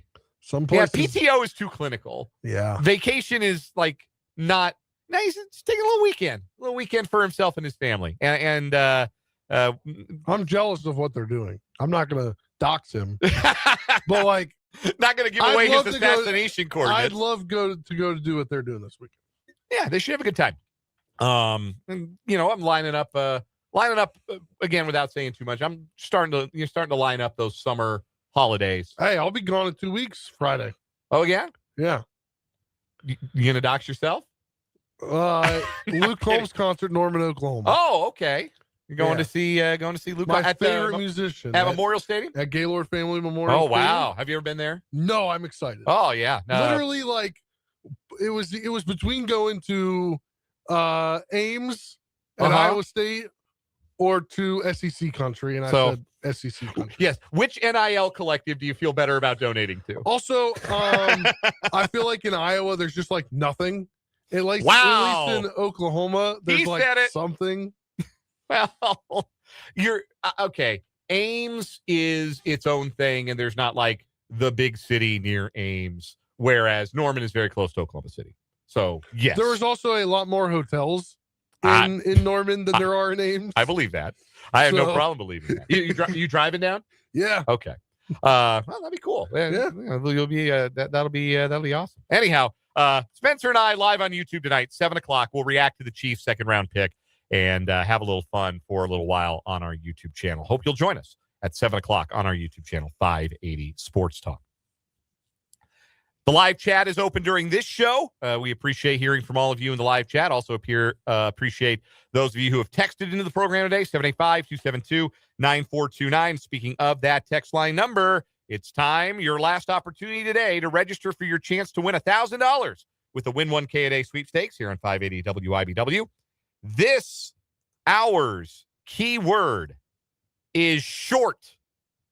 Short. S-H-O-R-T. Short. Short. Text the word short to 785-272-9429. You have until 6 o'clock to text short to 785-272-9429. Get yourself registered for your chance to win $1,000 today. The Win 1K a Day sweepstakes. Your time to win 1K is running short. Short because we've got one more week. One more week of this. Contest. Yes. Ruben Bain's arms were short, and that's why the Chiefs maybe didn't take him at number 9. I don't know. Short is the keyword for this hour. We're going to talk more draft. Look ahead to day number 2, the second and third rounds tonight. Who do you want the Chiefs to take at 40?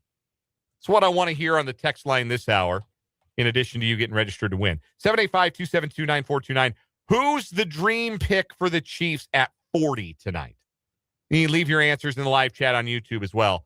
580 Sports Talk on YouTube if you are watching and chatting along. Who would you like to see the Chiefs land at number 40? We'll do a little bit of baseball this hour. Royals and Angels tonight, opening up the 3-game series. It feels, because we were so heavy on the draft last night, it feels like it's been a week since the Royals played. Like some days, they had an off day yesterday. Yes, too. Some days the off day feels like it's multiple off days, and this was definitely one of them. Feels like it's been forever since the Royals played, but they are back in action tonight against the Angels. We'll have it for you right here on 580 WIBW and FM 104.9 on the Royals Baseball Network. Pregame coverage starting when we're done at 6 o'clock, and then the first pitch from the K tonight at 6:40. Battle of Southpaws. Yusei Kikuchi for Los Angeles, Noah Cameron for Kansas City. So a little bit of baseball later on, more draft. We got our 580 Sports Talk headlines as well, and let's begin with our headlines today and begin with the big headline from last night, something that we had talked about here on the program, and it has come to fruition officially by a vote of 61-1. The Kansas High School Kansas High School Activities Association has sanctioned girls flag football as a championship sport starting with the 2026-2027 fall season. Kansas becomes the 18th state to sanction the sport on the high school level. Executive Director Bill Faflick in a statement said, "This is a great day for Keisha as our leadership board took decisive action by approaching the expansion of program offerings to include girls flag football. We appreciate the leadership of the board of directors who faithfully serve and reflect the desires of membership in these important decisions. The Keisha also appreciates," it's interesting stylistically here in the press release, the Keisha. And I guess that makes sense to refer to it as the Keisha because it's the Kansas High School Activities Association. And you wouldn't just refer to it as Kansas High School. You would say the Kansas. So yeah. Looks weird on paper, but that's appropriate. The Keisha also appreciates the support of the Kansas City Chiefs and other stakeholders who help bring girls flag football to Kansas. And speaking of the Chiefs, they also issued a press release celebrating the sanctioning of girls flag football with this quote from Chiefs Chairman and CEO Clark Hunt.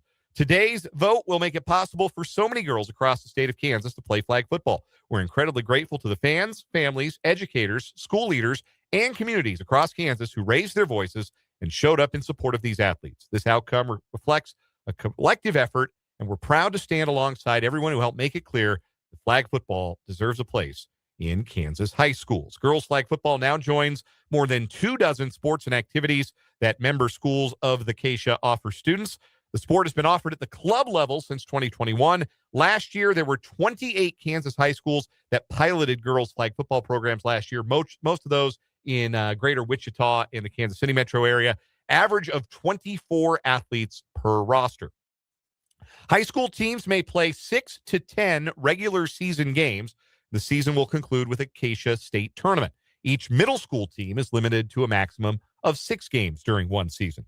Flag football will take its own rulebook from the National Federation of State High School Associations. Additional details regarding competitive classifications, state tournament formats, and implementation guidelines will be communicated to member schools in the coming months.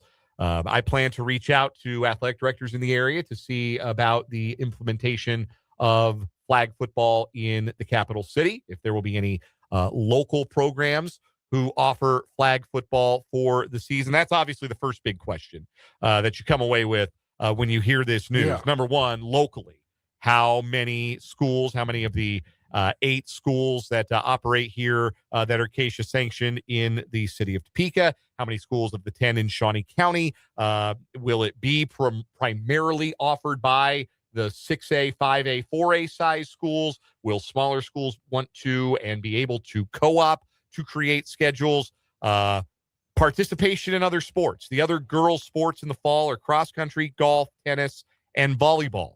How much participation does that take away from some of those other sports? It's going to be hard, I would imagine, to double up.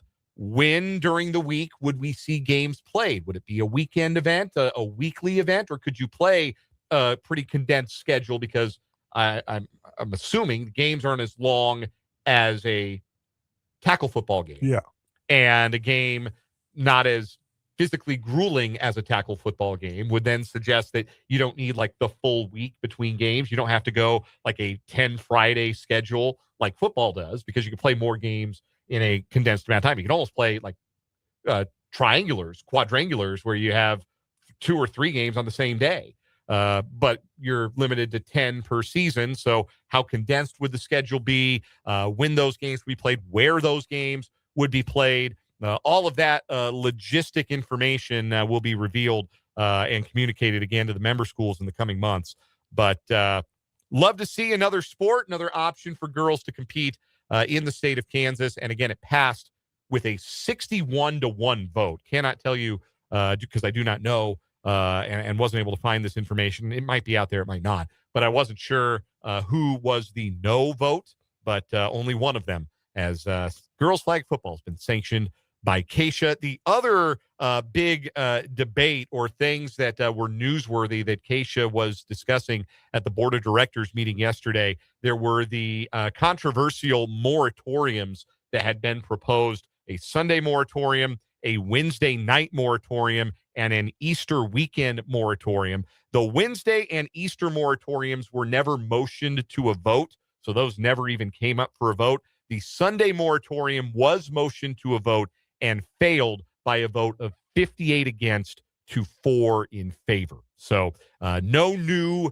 athletic moratoriums, at least for now, in the state of Kansas, as 2 of those proposed. They were split. The decision was made to split the 3 issues instead of have them all debated as or voted on as one moratorium, one great big moratorium. They were all split. And the Easter moratorium never came up for a vote. Wednesday moratorium didn't come up for a vote. Sunday moratorium was roundly defeated. So that's the news from the Keisha Board of Directors meeting yesterday. Flag football sanctioned officially, a championship sport, coming to a school near you, perhaps, in the fall of 2026. I've got a cool thing to add on to it. So last night, Kansas became the 18th state to do so in their high school board. That's correct. Today, there's 19th.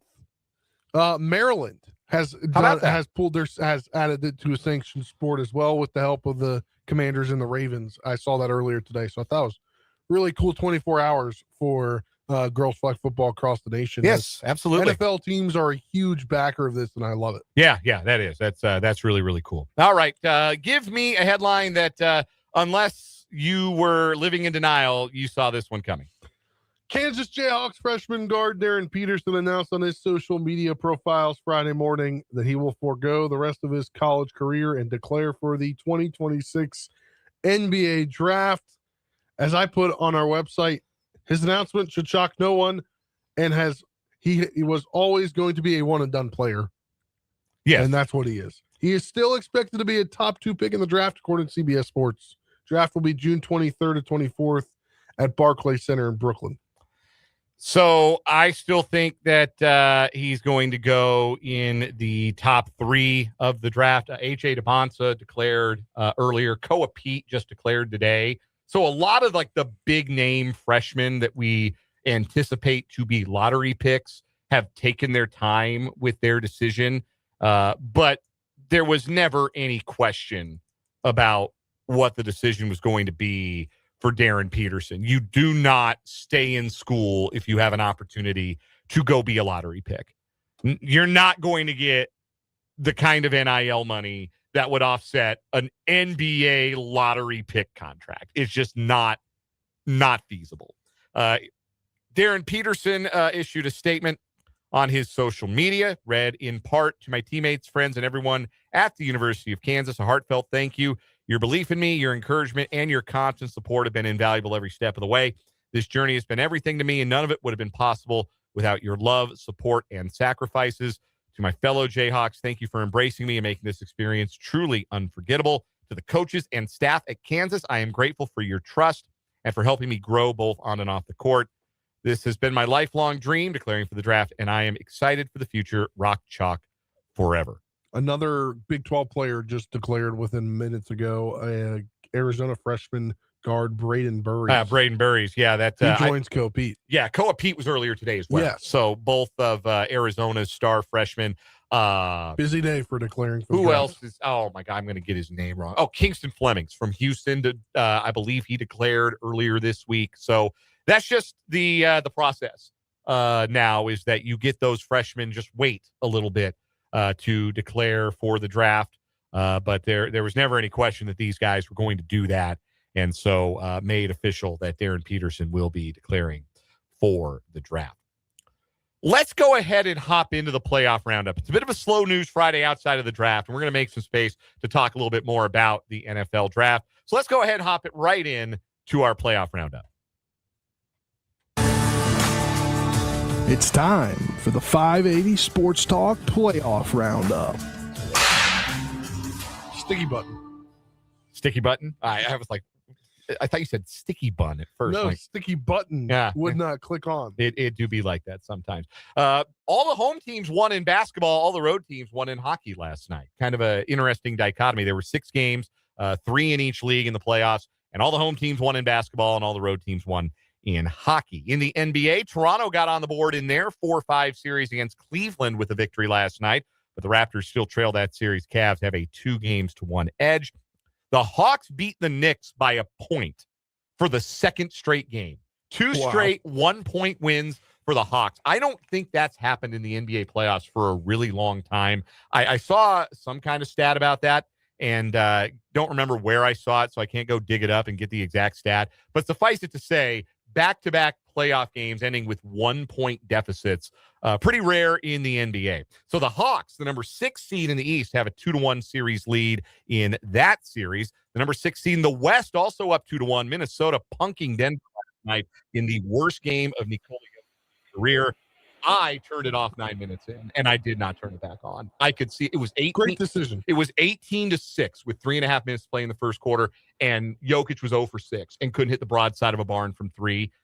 Dude, get the wrist 11 points in the first quarter. Get the wrist surgery, bro.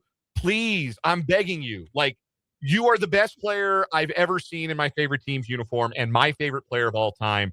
I cannot have you going out sad like this. It shakes my worldview to see Nikola Jokic playing this badly in the playoffs. That series feels very over to me, but at the same time, the Nuggets have been in also bad spots after blowout playoff losses, and they always seem to find a way to, at the very least, make the series competitive again.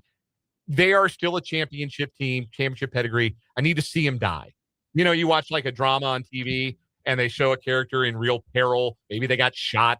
Maybe they're in a burning building. Until you see them dead, they are not dead. Yep. The Nuggets have earned that level of equity with me. I need to see them die, but I don't want that. On the flip side, I would very much like them to drop their nuts and not get punked by the Timberwolves again.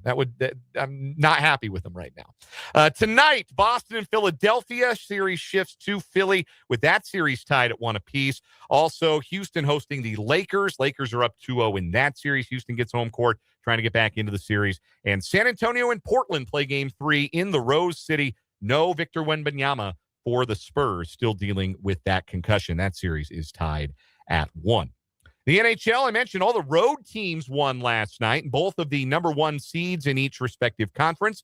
The Carolina Hurricanes and Colorado Avalanche have taken commanding 3-0 leads in their series. Hurricanes up 3-0 on Ottawa. The Avs up 3-0 on the Kings. Buffalo also wins on the road at Boston last night. The Sabres up in that series 2-1. Tonight, a trio of game 3s. All of these series are tied at 1 apiece as the scene shifts to the home of the lower seed. In the Eastern Conference, Montreal hosts Tampa Bay. In the Western Conference, Utah hosts Vegas, and Anaheim plays host to Edmonton. Did you see Utah did a jersey buyback today before their first home playoff game as an organization? That's the former Winnipeg Jets / Phoenix Coyotes / Arizona Coyotes, now the Utah Hockey Club for a year, and now the Utah Mammoth. So it's their second year in existence. It's their first year in Utah. First year in the playoffs. Yeah. So a lot of hockey fans in Utah have not had an NHL team to root for in a long time. Many of them grafted onto the Vegas Golden Knights when Vegas became a team. So the Utah Mammoth today held a jersey buyback where they said, if you have a Vegas jersey, we will trade you straight up. You can drop off your Vegas jersey and we'll give you a Mammoth jersey. And I guess over 1,000 people took them up on it. 1,000 Golden Knights jerseys traded in. What are they going to do with the jerseys? Donate them, maybe? Find them at your local Goodwill in Utah? Yeah, find them at the Sandy, Utah Goodwill. Just a whole rack of Mark Stone jerseys at the Goodwill in Ogden. Now, I don't know what they're going to do with them. Maybe they'll give them back to the nice thing to do would be donate them back to the Vegas organization. Then Vegas could then, sell them secondhand and get them in the hands of some of their fans. Yeah. That would be a cool thing to do. But I'm anyway, excited for tomorrow night's game in Philadelphia. I want to see the Penguins go down. You're enjoying them being down 3-0 to the Flyers, are you? Yes. Fuck gritty. Even though I hate the Flyers because them winning in the shootout caused the Capitals to lose out on the playoffs, which is funny because the Capitals were bad in the shootout this year in overtime, and the Flyers were really good.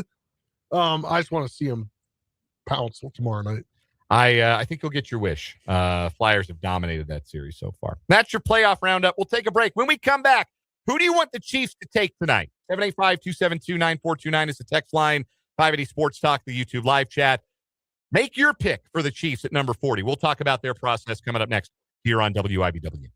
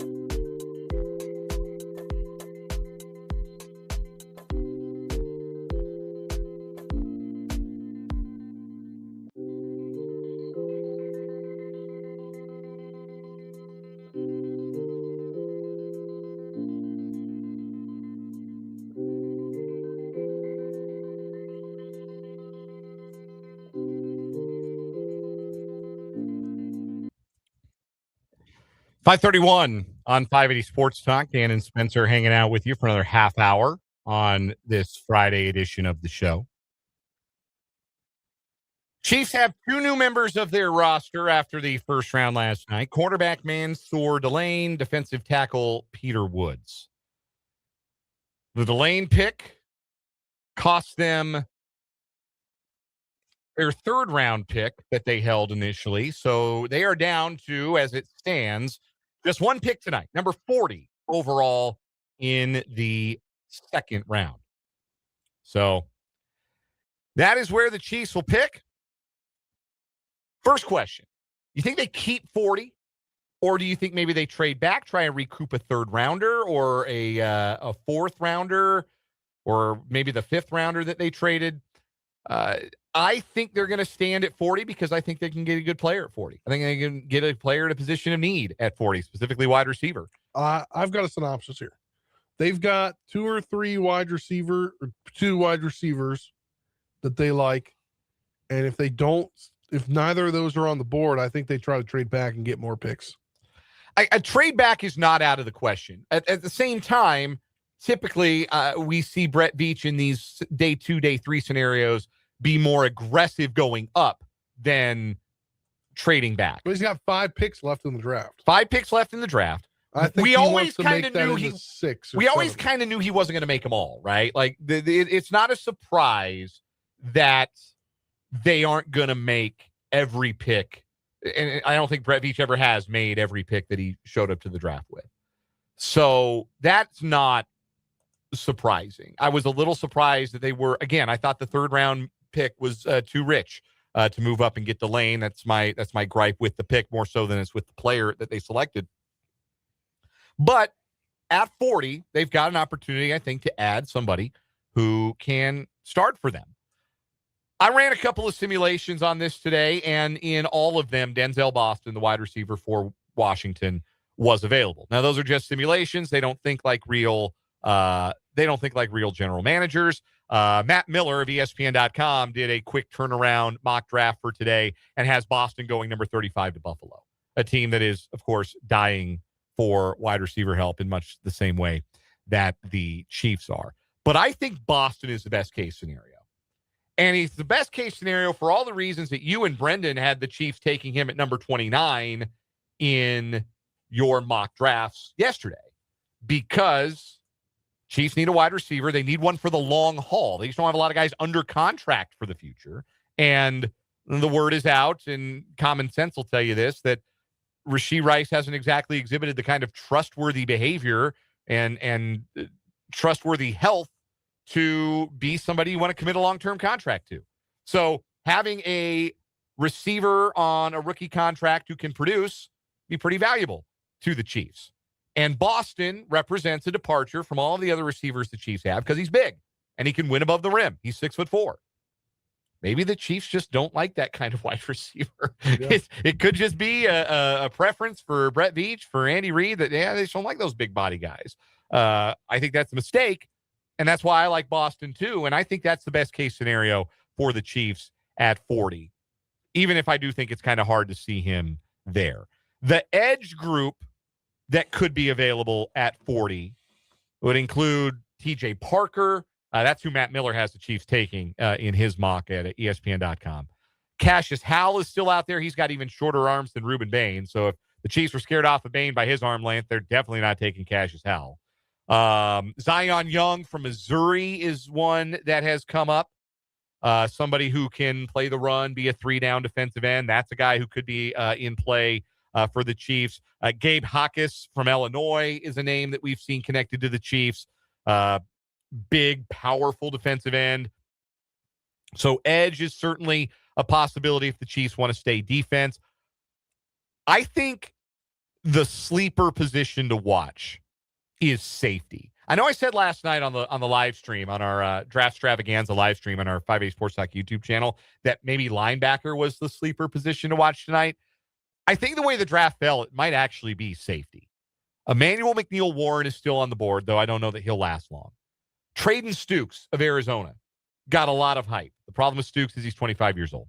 But great leader, great speed, and I think a guy who would be worth watching at number 40. A.J. Halsey of LSU is another safety who I think could be intriguing because what did I talk about in the first hour? The Chiefs needing to bring back to their defense ball skills, making plays on the ball, taking the ball away. A.J. Halsey picked off 10 passes in his career at LSU as a safety. And so I like the thought of him being your box safety with Alohi Gilman as your free safety,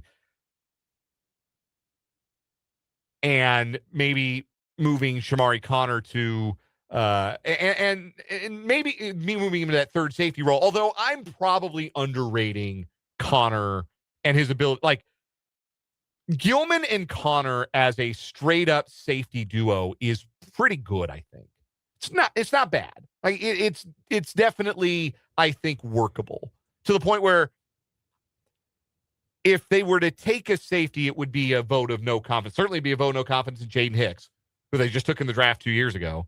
We've already heard a verbal vote of no confidence for him from Steve Spagnuolo. But it would also be a vote of no confidence in Shamari Connor because I think he's going to get boxed out of playing in the slot because the Chiefs are now deeper at corner, which is a good thing. And Shamari Connor's work in the box has generally been pretty good. I think if you have a negative perception of Connor, it's probably because he's not a very good slot corner, and he played there too often last year. Yeah. Hopefully he doesn't have to play there very often this year. But safety might be worth watching. Linebacker might be worth watching. In the end, though, I think the ideal scenario is Boston at wide receiver. Yeah, I mean, I'm just glad for the Chiefs that he didn't go in the first round. That he's still available. You should be still there by the time the Chiefs get to their pick. Here's the other question. Do you think number 40 is the only pick the Chiefs make tonight? So we talked to Matt Derrick about this in the first hour, and Matt pointed out that the Chiefs have an extra third rounder next year and probably will end up with an extra fourth next year with a compensatory pick. So they could move a future day 2 or early day 3 pick to try to get back into this year's third round. It's a possibility. I have more of a feeling that they trade this year's third. Well, they already did trade this year's. Second, sorry.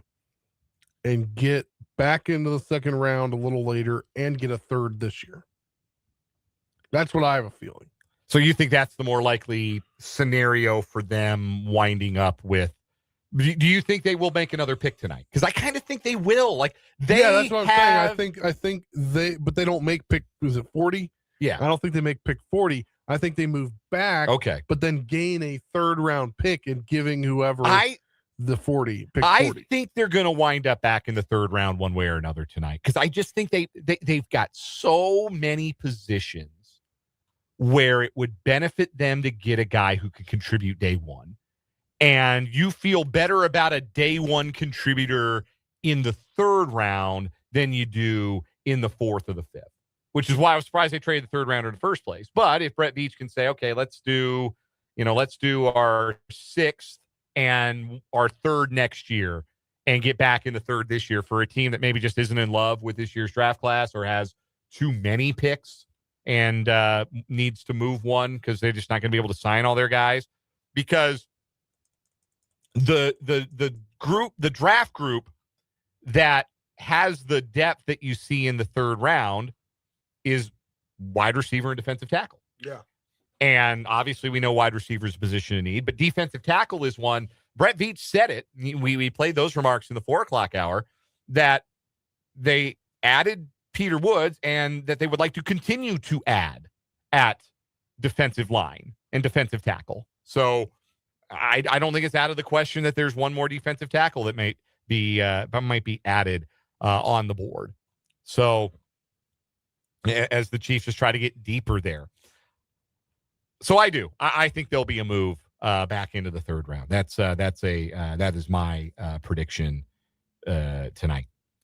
Looking around the text line and the YouTube chat for your thoughts. Would love to hear what you think the Chiefs should do at number 40 tonight. One texter thinks they should take Dan Lucero, tight end, DePauw University. This is obviously a texter who's not seen me in public, or they have and they're making a joke.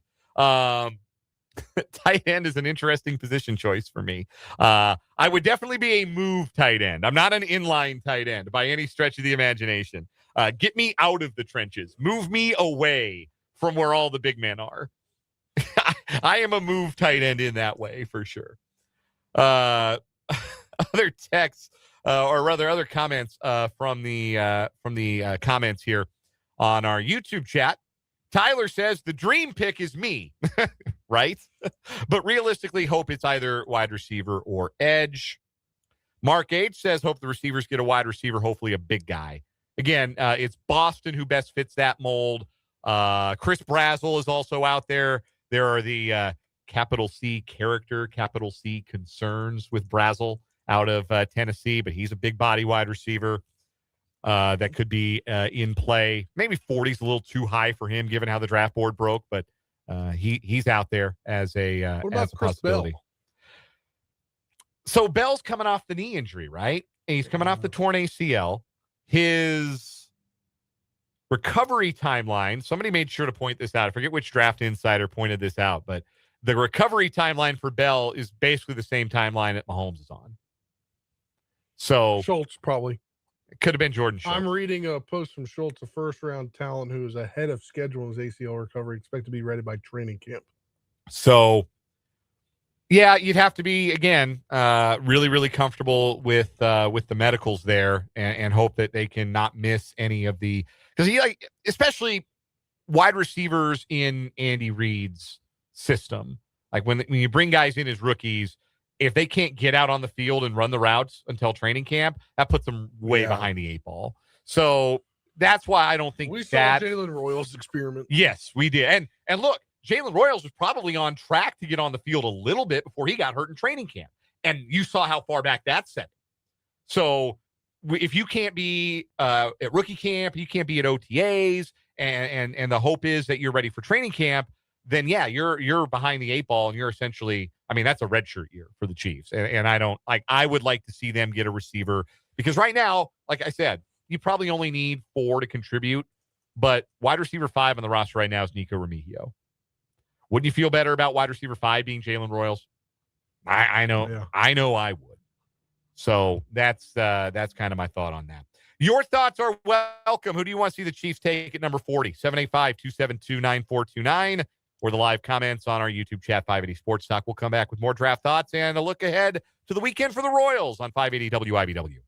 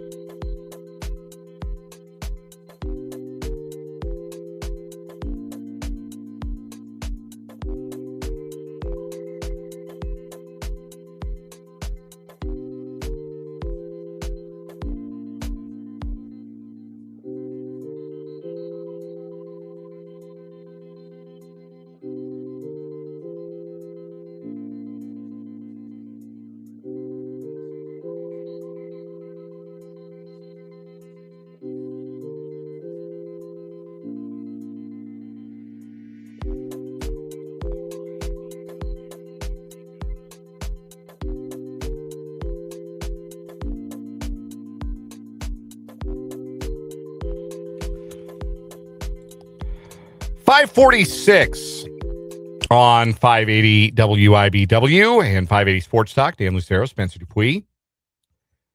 Some more thoughts from the YouTube chat. MPM says wide receiver or defensive end tonight for the Chiefs.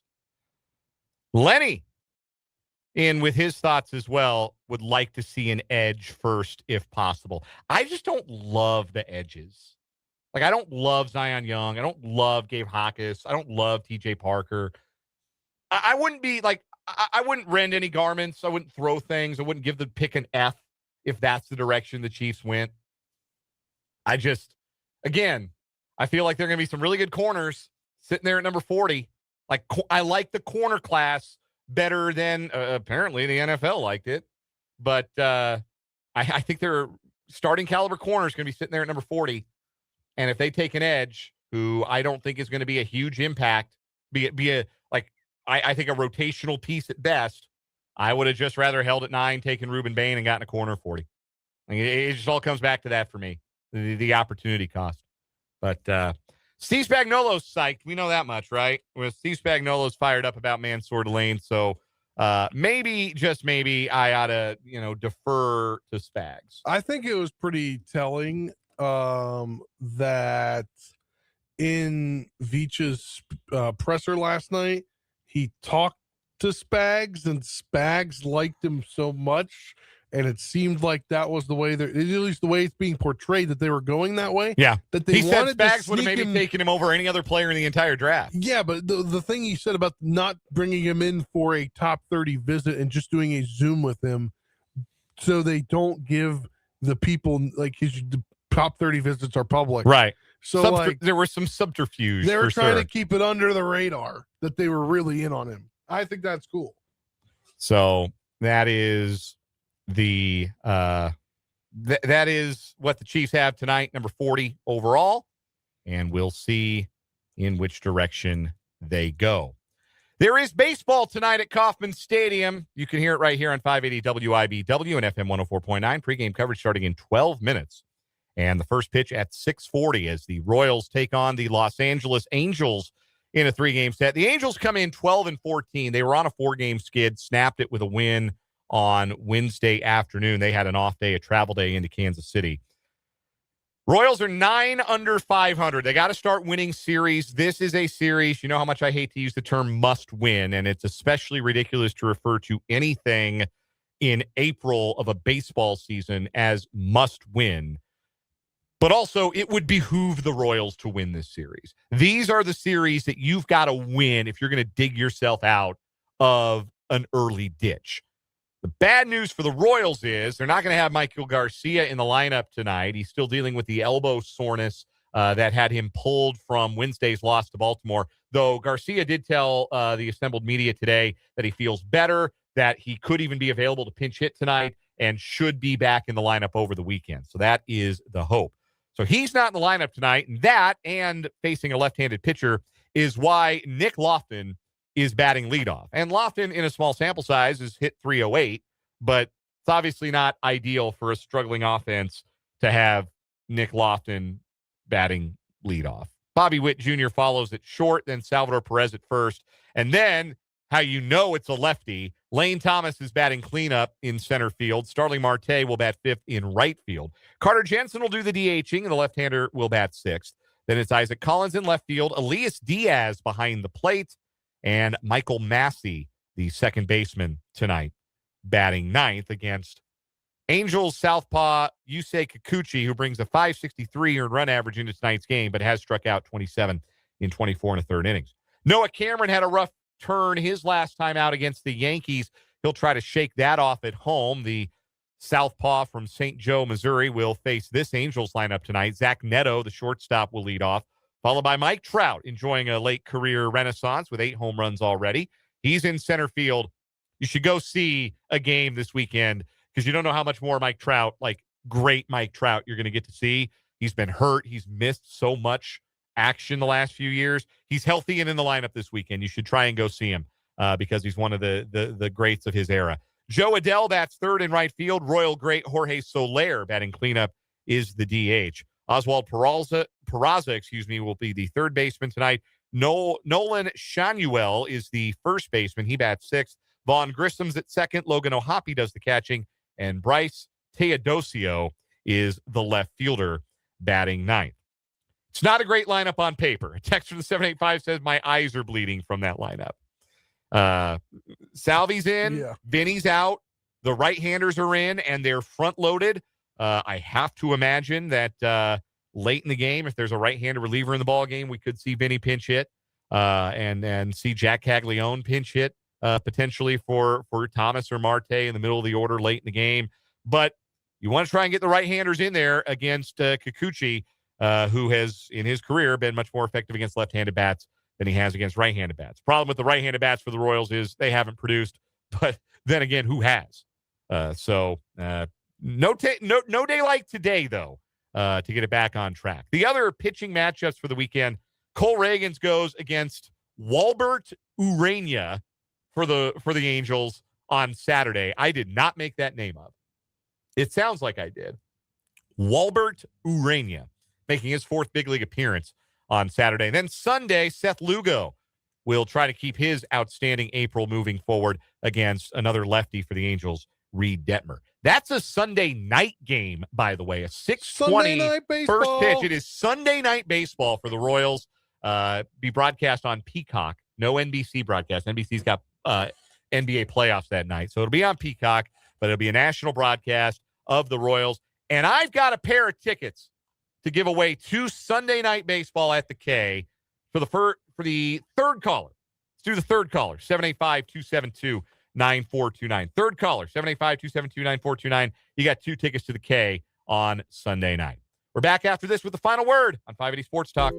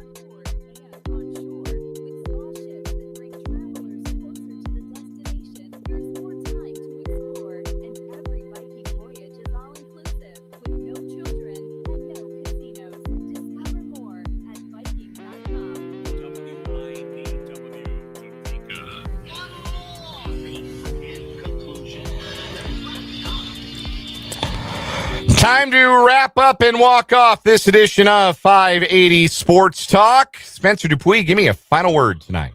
Yeah, we talked about yesterday. The best time of the year is the NFL draft, and one of the best times of the year is the NFL draft, in my opinion, as a lot of lives get changed, and everyone's mock drafts make no sense, including the people that the NFL people, the people that are really locked in, that really thought the Chiefs were going to go offensive tackle in this draft.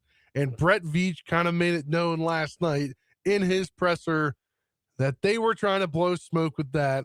And I loved their pick of Mansoor Delane. I don't necessarily love the draft pick trading, but Commanders were high on him. Saints appear to be high on him. So if you're going to do it, you're going to get your guy for the next 5+ years, hopefully, at corner after you traded your last corner. You might as well do it. I'm excited to see where the Chiefs go the rest of the draft. Final word for me in this Friday edition of 580 Sports Talk. Reiterate what I said at the very top, and I don't mean to be a downer about Mansoor Delane, the player. He is the best cornerback in this draft. The Chiefs prioritized that position over any other, and they went and got the best guy at the position in the draft. And he better be as good as Derek Stingley, All-Pro. Or he better be as good as Sauce Gardner, All-Pro. He better be as good as Patrick Surtain, Defensive Player of the Year, to justify the opportunity cost of missing out on a blue-chip edge rusher or a blue-chip wide receiver. And I know that those blue-chip edge rushers and wide receivers that were still on the board at 6 or would have been on the board at 9 were not perfect prospects.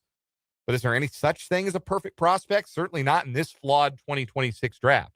So I think Mansoor Delane is going to be a good player. I think he's going to have a good career. I think he's going to be a Chief for a long time. I'd be very surprised if he's not the trend breaker that the Chiefs give a long-term second contract to at a defensive back position. But I just think that the opportunity cost for me was too steep to give a full-throated endorsement of the way that the Chiefs handled their draft. But I do love the potential of Peter Woods. And I am fascinated by the thought of adding a big-bodied wide receiver like Denzel Boston at number 40.